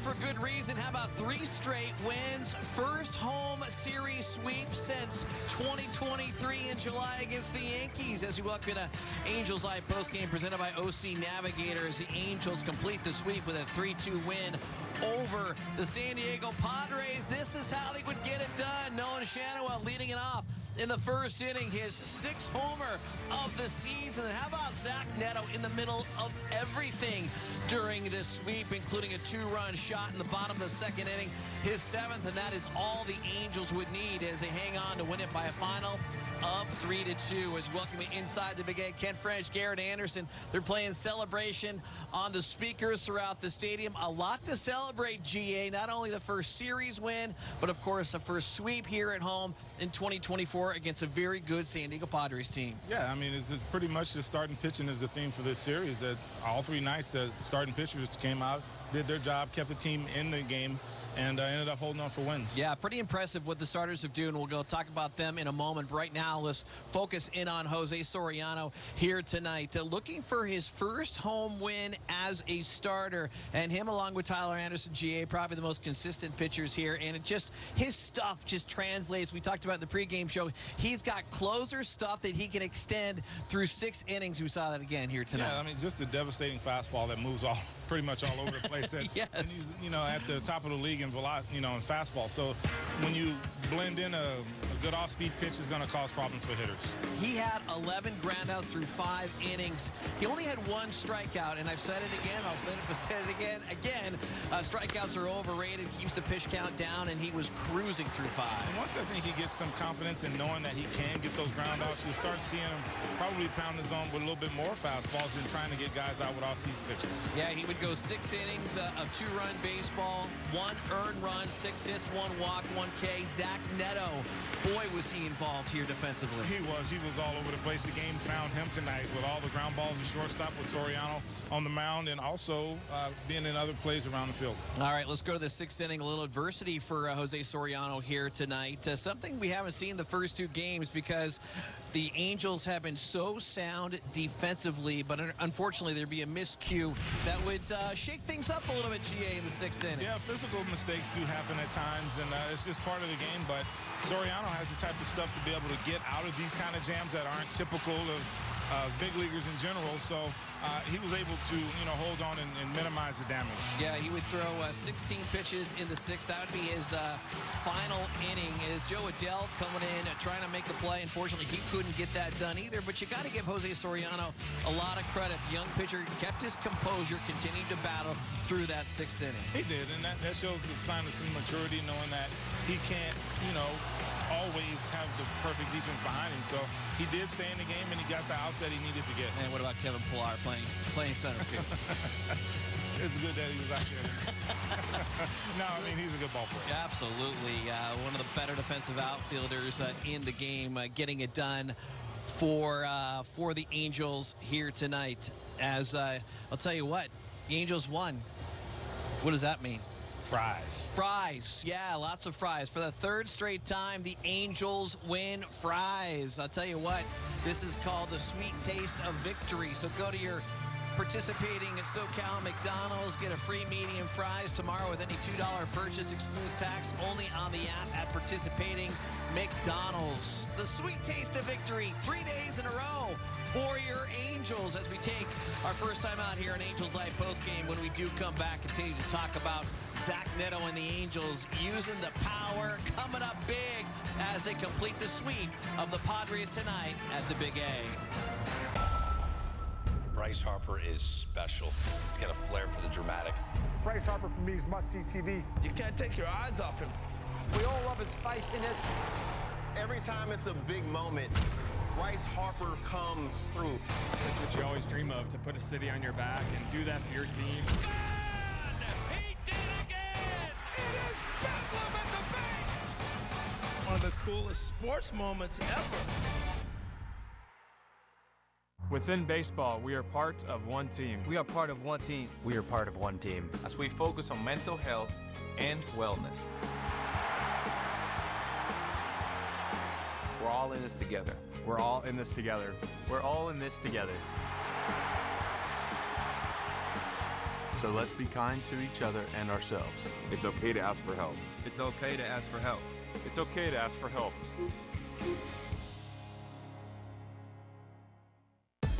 Weekdays on MLB Network. Join the conversation with Kevin Millar, along with Sierra Santos and fellow World Series champion Ryan Dempster on the most unpredictable baseball show on TV.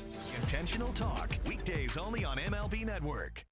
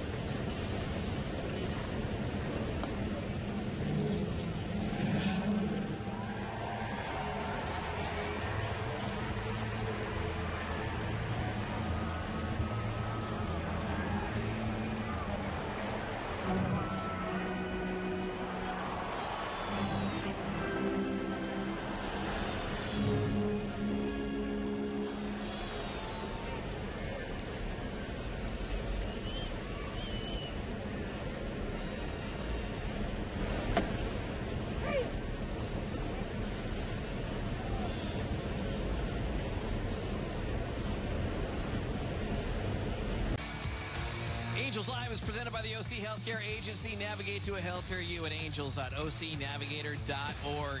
Angels had just enough power here tonight to get by the Padres. One of those guys, Nolan Sandoval, going deep for the 6th time this season as the Angels hang on to win it by a final of 3-2. As you welcome back inside the Big Egg, Ken French, Garrett Anderson with you. Let's talk about those home runs. Maybe not from your common suspects, GA, but Nolan Sandoval against Dylan Cease getting it done in the 1st inning. Yeah, it was just something soft out over the plate, and he waited back for it really well and stayed inside the ball, and that was able for him to get it in the air. All right.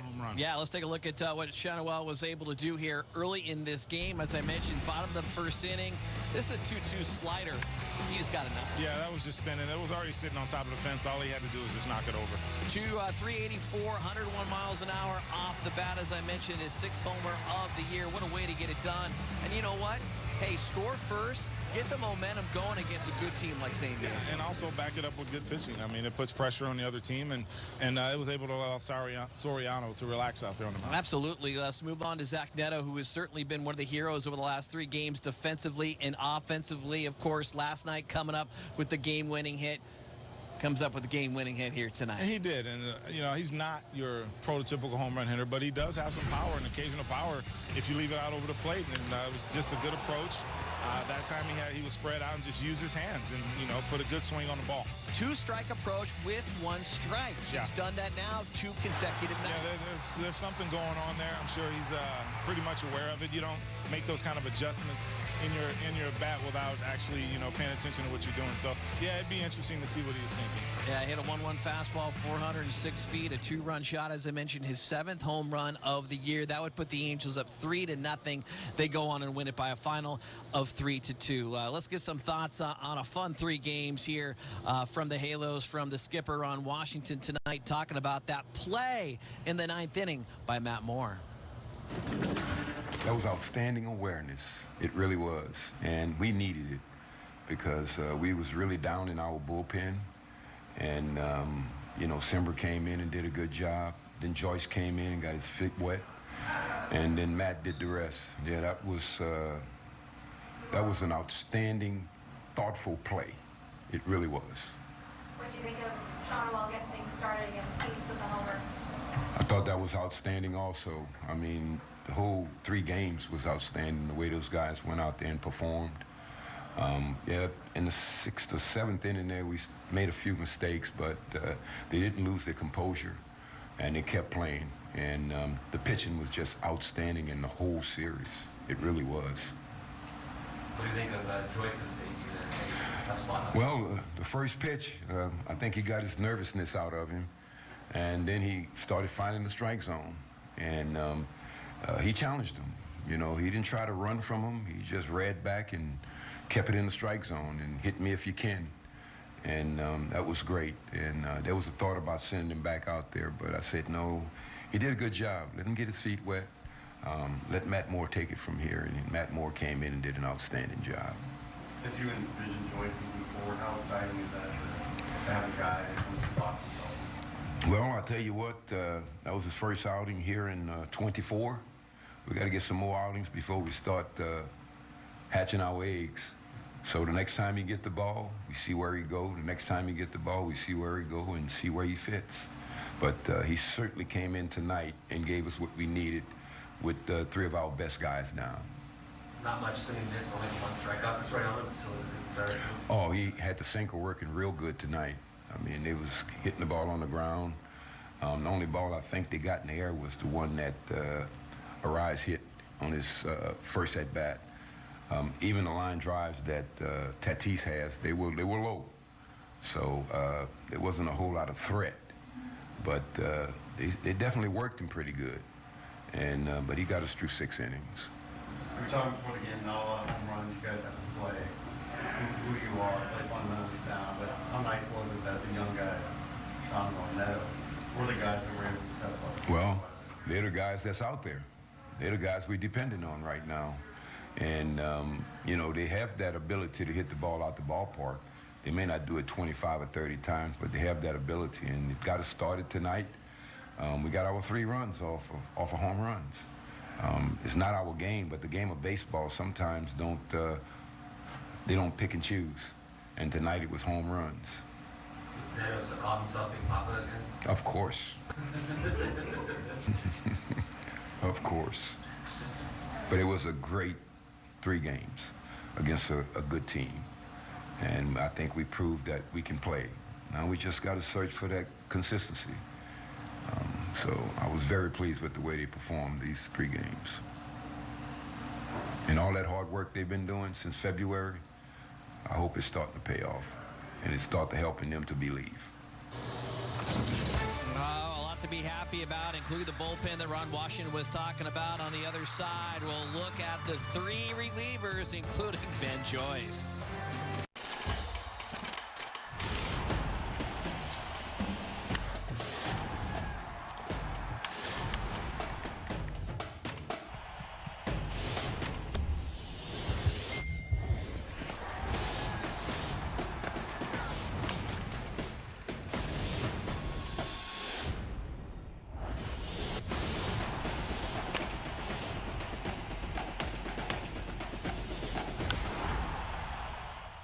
Weekdays on MLB Network. Get fired up for heated baseball talk as Christopher Mad Dog Russo barks about all the big stories from around the league, along with news and commentary from Alana Rizzo. High Heat with Christopher Russo. Weekdays only on MLB Network.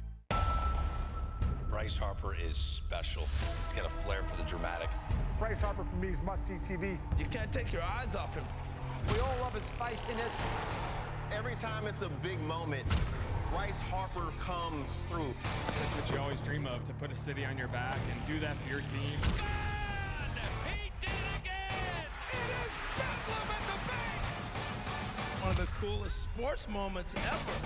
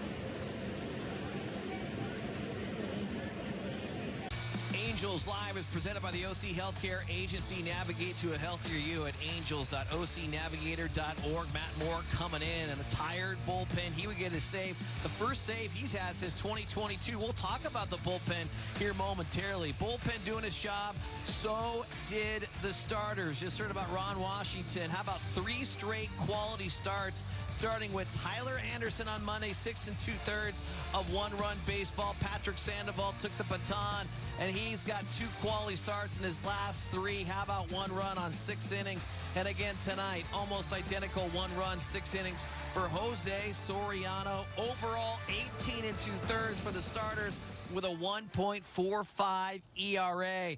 GA, that's how you get it done. That's your momentum. Yep. Starting pitching, and they did a great job this series, and they didn't allow a very good offense, an offense on the road, to get any kind of momentum going at all offensively. All right, when it comes to the bullpen, Hunter Strickland, he was unavailable 3 straight appearances. Carlos Estevez come in the last couple games. He was unavailable. So tonight, when Jose Soriano went out after 6, it was Adam Simber coming in, part of 3 great performances from the bullpen. And you got to give these guys a lot of credit. Haven't had work over the last couple days, but they did their job. Yeah, it is hard to sit around in the bullpen. I've often heard, bullpen guys, there's no perfect thing for them. Either they're out there too much or not enough. So, but come in, they did the job tonight, and they shut the door. Ben Joyce coming in, first appearance of 2024, hitting 103.1 on the gun. He put a couple in the dirt, but with 17 pitches, he had 13 strikeouts. We'll talk more about Ben in a moment, but give Matt Moore a lot lot of credit coming in a closer role, as I mentioned, not too familiar with. But I'll call it spatial awareness, thanks to Ralph Lopez, our stage manager. What a play here. I was looking in the wrong area. I assumed you were safe. I know. And then you hear, oh, no, there's something else. Wait a second. What a play that was. I mean, certainly that could have changed the momentum. But then he gets the final pop-up of the game.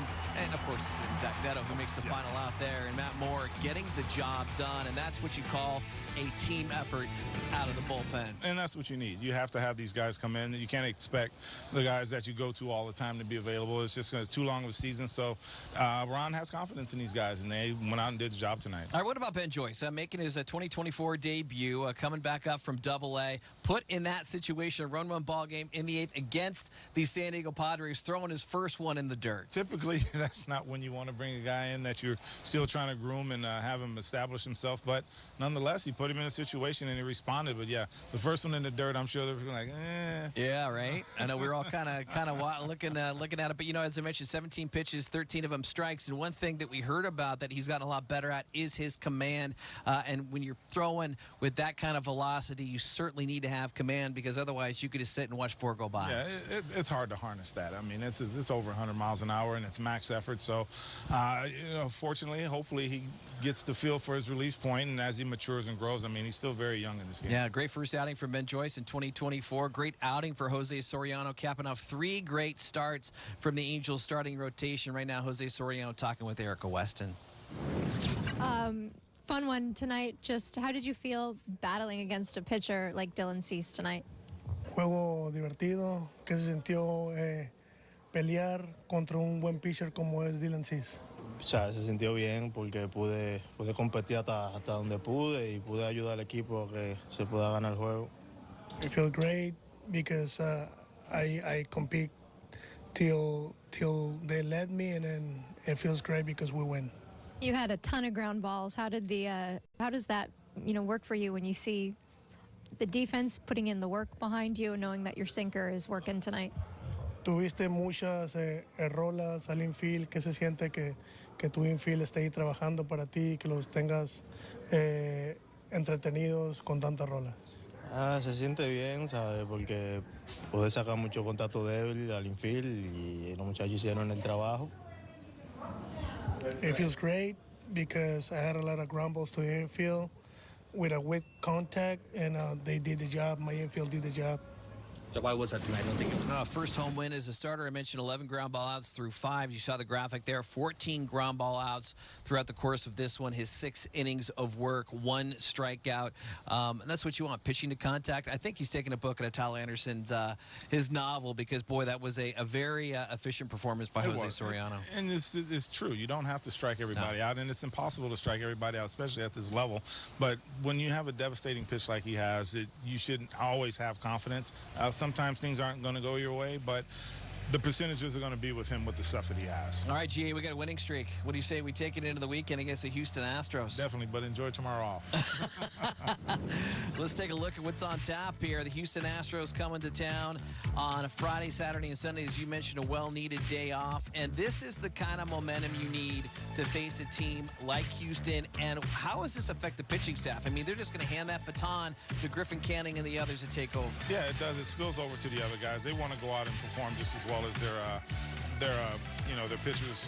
So I look forward to them to continue this. I feel that they're going to keep pitching well because they just see everything continues to roll. All right, well, Jose Soriano was rolling. Nolan Schanuel was showing the pop, and of course Zack Netto showing the pop as well.